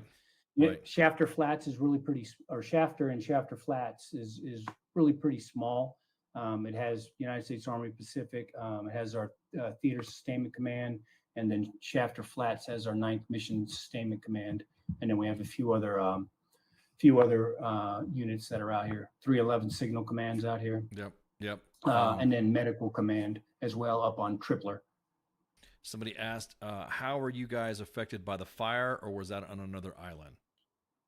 It was on another island, but this command did provide support to the Maui wildfires that were out there. So there's nothing. Not only do we do what we do for the Indo-Pacific, right? We also have a HADR, Humanitarian Assistance Disaster Relief Mission, that we have out here as well. So we did assist with the Maui wildfires to some degree. Gotcha. That's good. At least you were able to assist there. There was another question in here. Now that has nothing to do with that. Somebody asked about The Rock getting his money back, getting the Army getting their money back. No, it has nothing to do with this topic. Somebody asked about Dwayne The Rock Johnson and our recruiting campaign. And so I'm like, that CSM's not gonna know. CSM's not gonna know that one. I don't know that one. I'm not sure what's. I'm not in recruiting command, so I probably can't speak intelligently about that. Yeah, everyone's saying nope, you ain't gonna get that money back. So yeah, it was the proposal where The Rock was going to do some sort of partnership with U.S. Army Recruiting Command, and some money that didn't get paid out. So it has, like you said, nothing to do with you. So I was like, yeah, that's not our USARPAC a topic. Well, shit, CSM. No, I'm not even familiar. Yeah. Go ahead. I'm sorry. No, I'll just say thank you so much for coming on. I mean, this is awesome. Oh. And the last time we talked, we had dinner at AUSA 2019 when I went public. And yeah, absolutely. It was a great time. You have had some good laughs. But thank you so much again. And I'll, like I said, the WTF Nation appreciates you coming on and shooting the breeze with us. No, thanks for having me, Ken, and thanks for allowing me the time to highlight the great work that United States Army Pacific and the Indo-PACOM Command are doing writ large across our area. It's vitally important. Just to emphasize, that we're committed to maintaining strong partnerships, alliances, and deterring war and helping to ensure peace within the region. So we appreciate you giving me a little bit of time to highlight that, and hopefully it was value added. It was. Airborne, one team. Yes, sir. Thank you. All right. Hey, everyone, stand by. Me and CSM are going to shoot the breeze for a little bit while I put you guys on break, and I'll be back. So shots.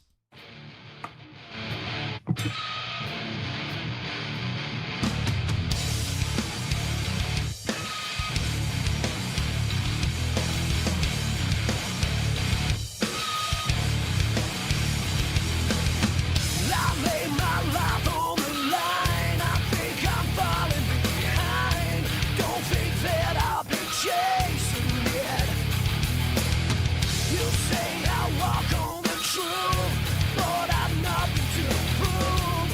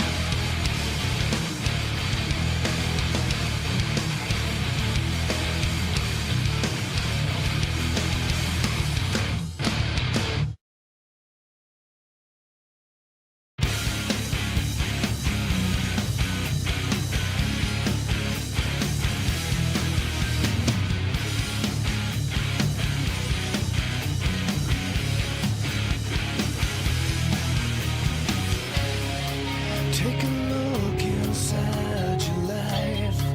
Is it so bad? Is this where you draw the line? 'Cause it's so sad. Tell me where you lost your faith. Is it so bad? Couldn't see it in your face. And it's so sad. I'll wait until you come back. Come back down to me. I'll wait until you come down. Come back down. Why you keep it in your head? Is it so bad? Never heard a word you say it, and it's so sad. Tell me when you lost your way, 'cause it's so bad. Wanna see you when I pray, and it's so sad. I'll wait until you come back down to me. I'll wait until you come back down to me. I'll wait until you come back down to me. I'll wait until you come back down. Is it what you want?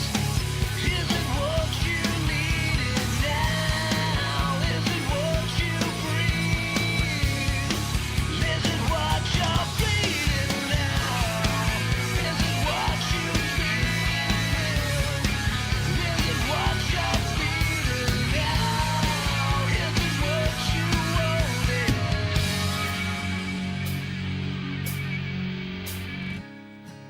I'll wait until you come back down to me.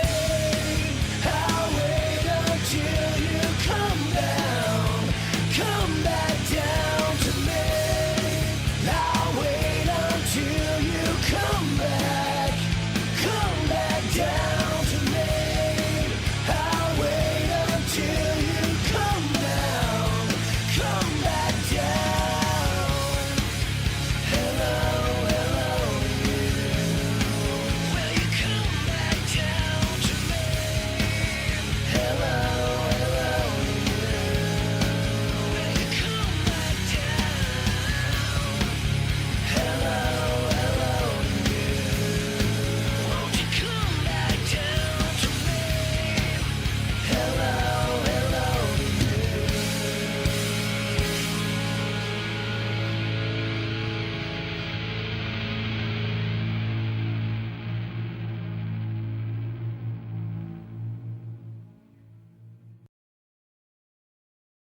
Hey, this is SEAC retired John Wayne Troxel. You're listening to WTF Nation Radio, the station of choice for all of the badass MFers on the planet. The voice of U.S. Army, WTF Moments. This is WTF Nation Radio.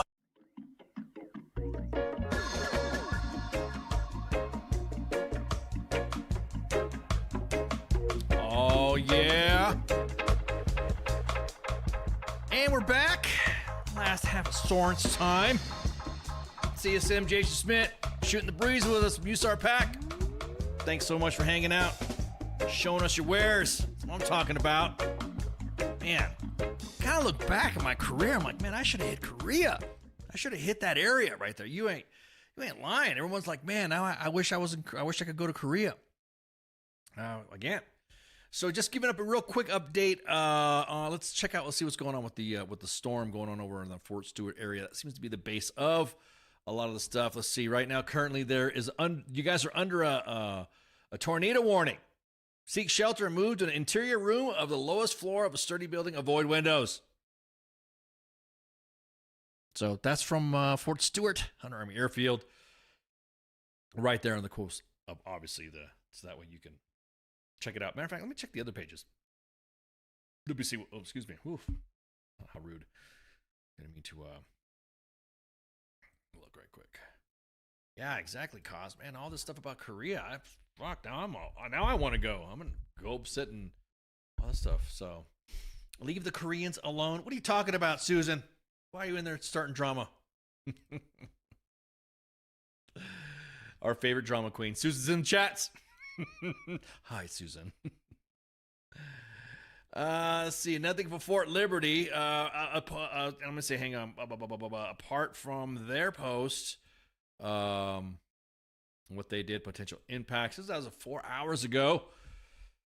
So there's a Fort Liberty installation will operate on a 2-hour delayed opening on Friday, 27 September. Essential personnel report at their normal time. So there you go. If you're essential, those who work in the installation should contact their chain of command for guidance. So there you go. Now you guys will probably get the notice in a minute that you're gonna, leave the Okie alone. We're still killing them there. The war lives on. What are you talking about, dude? Damn, dude, that's kind of harsh.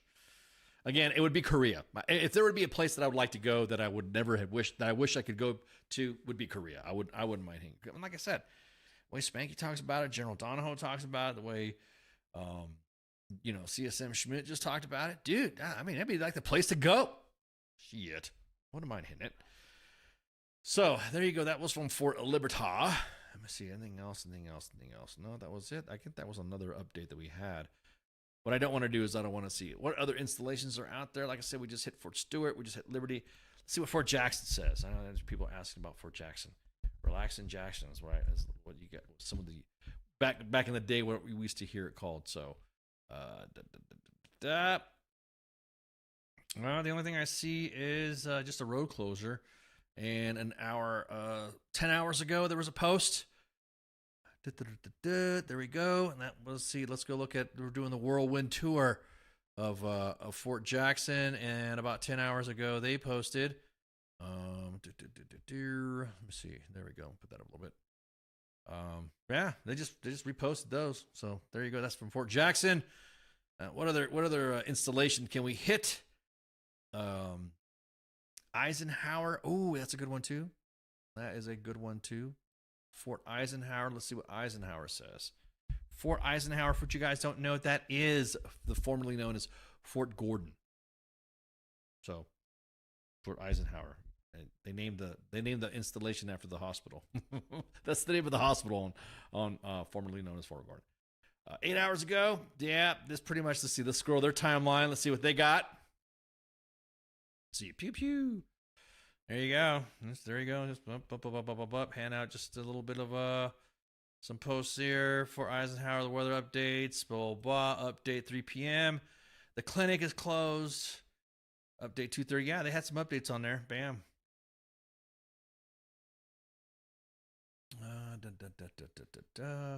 Rock County system. Yeah. Blah.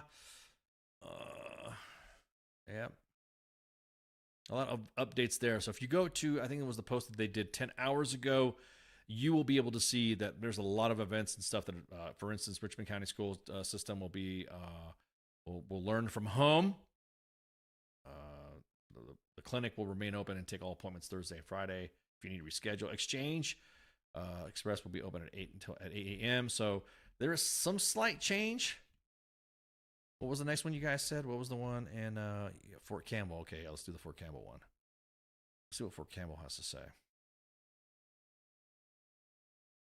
Let's see. Yeah, Fort Campbell. Let's see what Fort Campbell's got for the reports there for weather.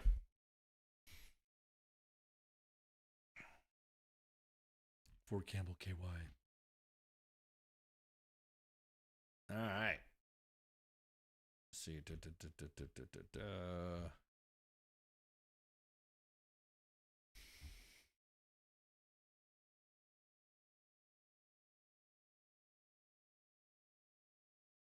Yeah, they're just talking about flood stuff here. Let me see. Turn around, don't drown. Each year, discussing about the stuff if they did. Yep. Well, you guys know something. If you hit this icon, if you hit the little thing that's blinking right now, the send message, a lot of pages, Meta is automatically, if you have that up, Meta will automatically send you an AI message. So if you receive something from U.S. Army WTF Moments that asks, how are you doing? Is everything okay? Due to the fact that we do buddy checks, the Meta AI has now been conditioned to now ask you questions if you're okay, which is pretty cool. You know, sometimes people are like, what base is it in Jacksonville? I don't know what you're talking about. I don't know which one it is. Oh, wait. Let's see what the 101st says. My bad. Yeah, here I'm focusing on freaking. See what the Screaming Eagles say.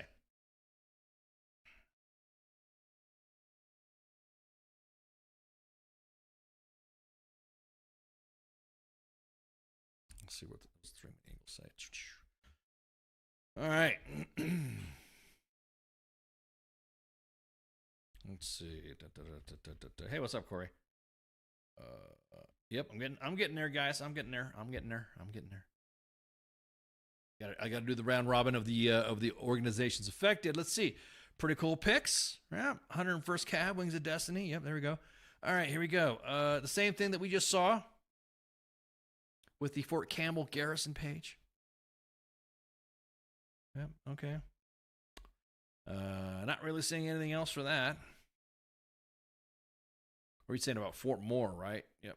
Fort Moore, formerly known as Fort Benning. So that way, every time we post something, and well, I got to get used to these names. Whatever. Get used to it. Fort Moore.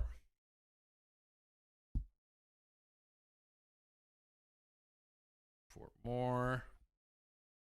Okay.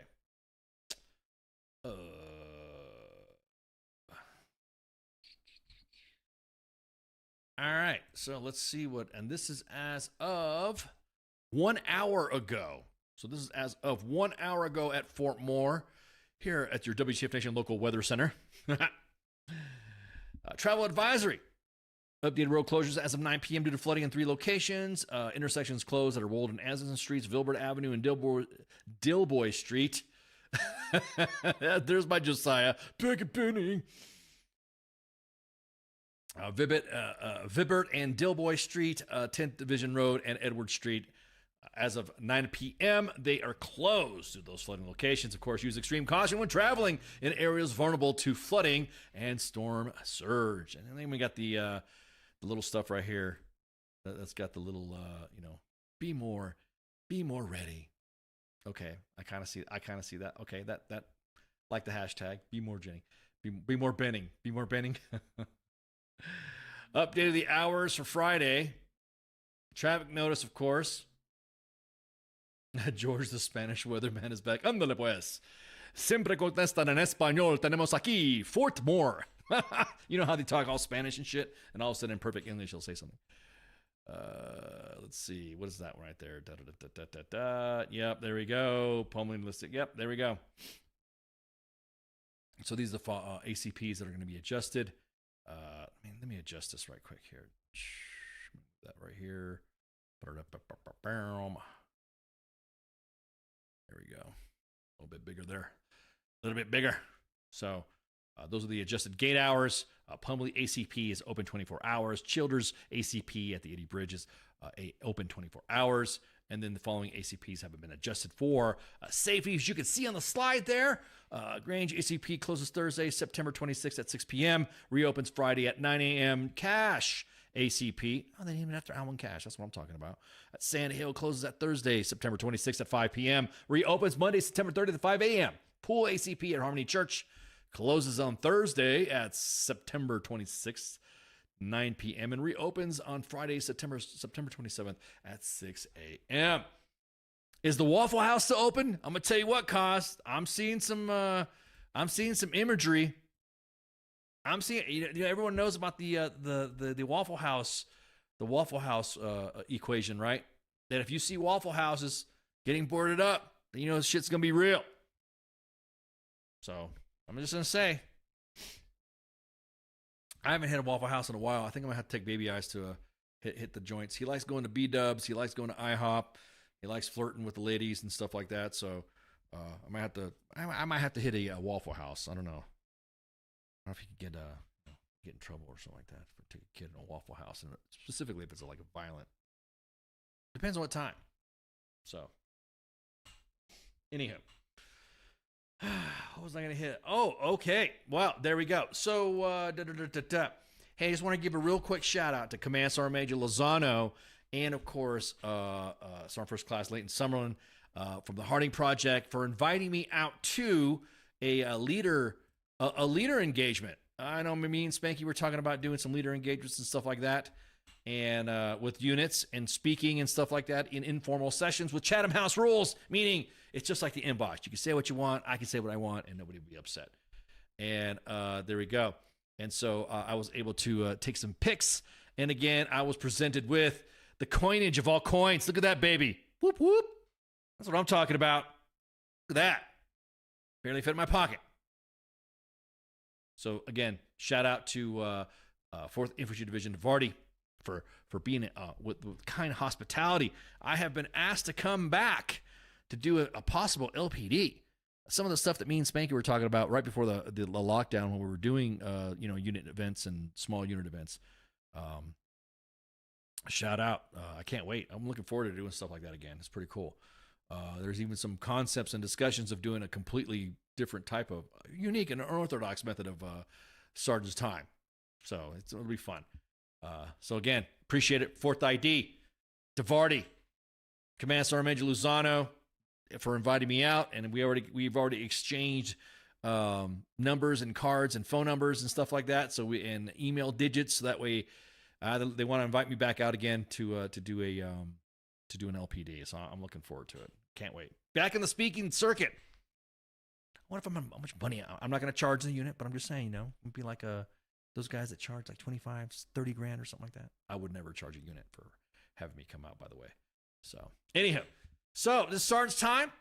Matter of fact, let me pump them. The graphics up. This is Sergeant's Time, of course, with myself and Spanky. Again, Spanky had something going on, so I just figured, you know what? I got this girl. She provided me some notes to discuss as well. So that's the way we work, teammates. Teamwork makes the dream work, right? So this is Sergeant's Time on Thursday. Of course, you just listened to me and CSM Jason Schmidt, the U.S. Army Pacific CSM. Shoot the breeze about Indo-PACOM region and the Pacific AOR. I'm just like, again, great stuff. Learned a lot. Tomorrow is not going to be a dead air time. We're going to have the FTX. You guys know it's like a bye week with FTX with with tabletop games, and of course Saturday is co-ops with Nemo. Oh yeah, I forgot. It's CQ. He's the one that does the tabletop games, and basically, hey, whatever happens, and he gets his crew, gets his buddies, him, then the actual King Smith and Mad Mike. And we get members of the veteran community to shoot the breeze from different organizations. I don't know if you've seen the last couple of them. He'll get some individuals from like the Wounded Warrior Project, some other veteran organizations come on and shoot the shit, and they just cut up. Sometimes I just put it on and just listen to it and watch these guys go back and forth on each other. Saturday co-ops with Nemo. He likes to team up with WTF Nation Gaming, of course. And then Sunday, the reason why, well, I'll let Coach and King Smith talk about why they weren't there for this last Sunday.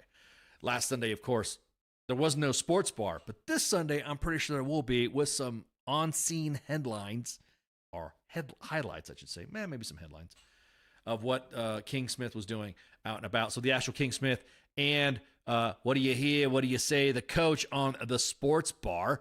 Monday edition, of course, with myself and Massey. Tuesday with Mike Cataskio, once again, also known as the Pop Culture Warrior, or CQ, with his angry staff, Mad Mike and the Angry Elf. We got the Sorents are back from the smoke pit. Radar and TZ are back in the net.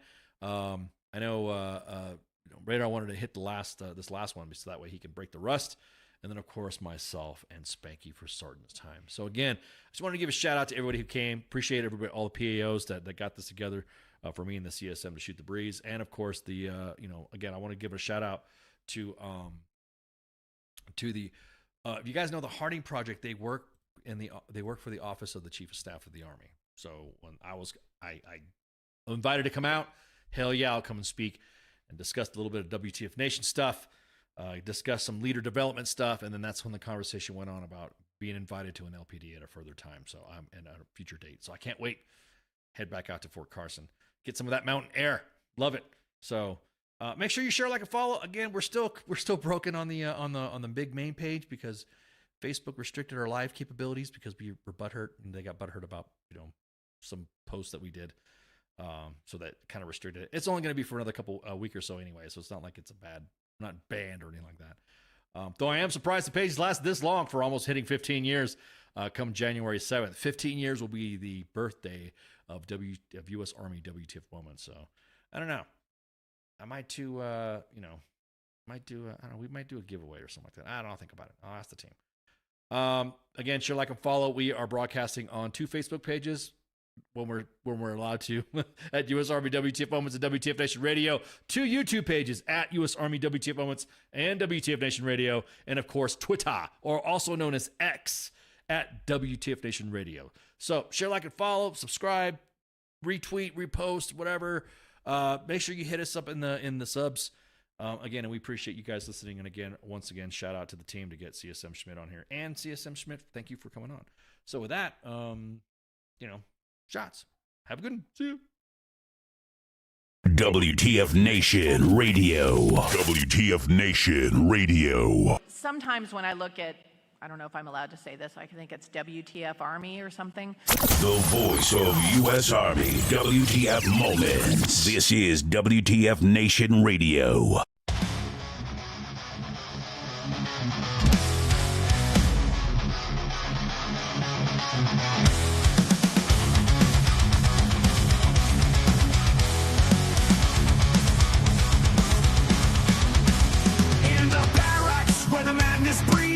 Soldier's tale of wild misdeeds, from the chow hall to the PT grind.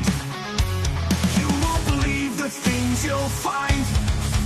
Drill sergeant's rage, a fiery storm. Private tensions far from the norm, in the shadows where the secrets lie. Army WTF you can't deny. Army of the stories unfold. In the heart of the chaos, the truth is told. From the field to the base, the legends grow.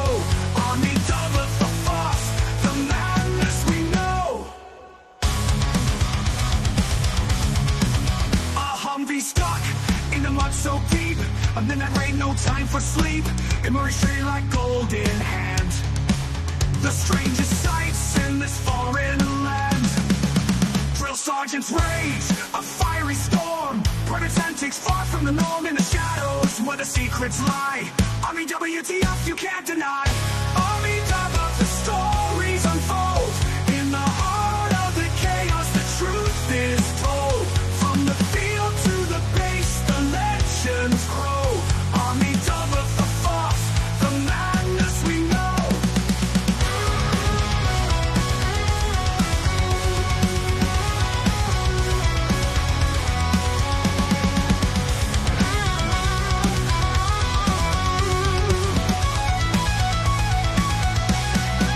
A Humvee stuck in the mud so deep, a midnight rain, no time for sleep. Emerge straight like gold in hand. The strangest sights in this foreign land.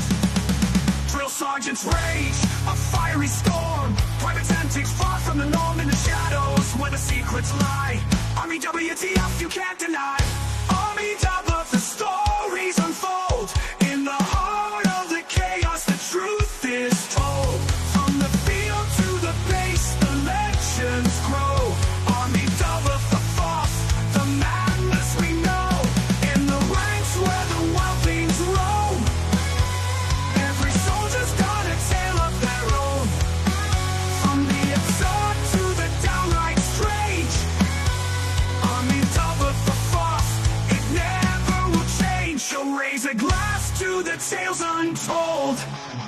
In the Army's world where the brave and bold live the moments that make us say, Army double for force every single day.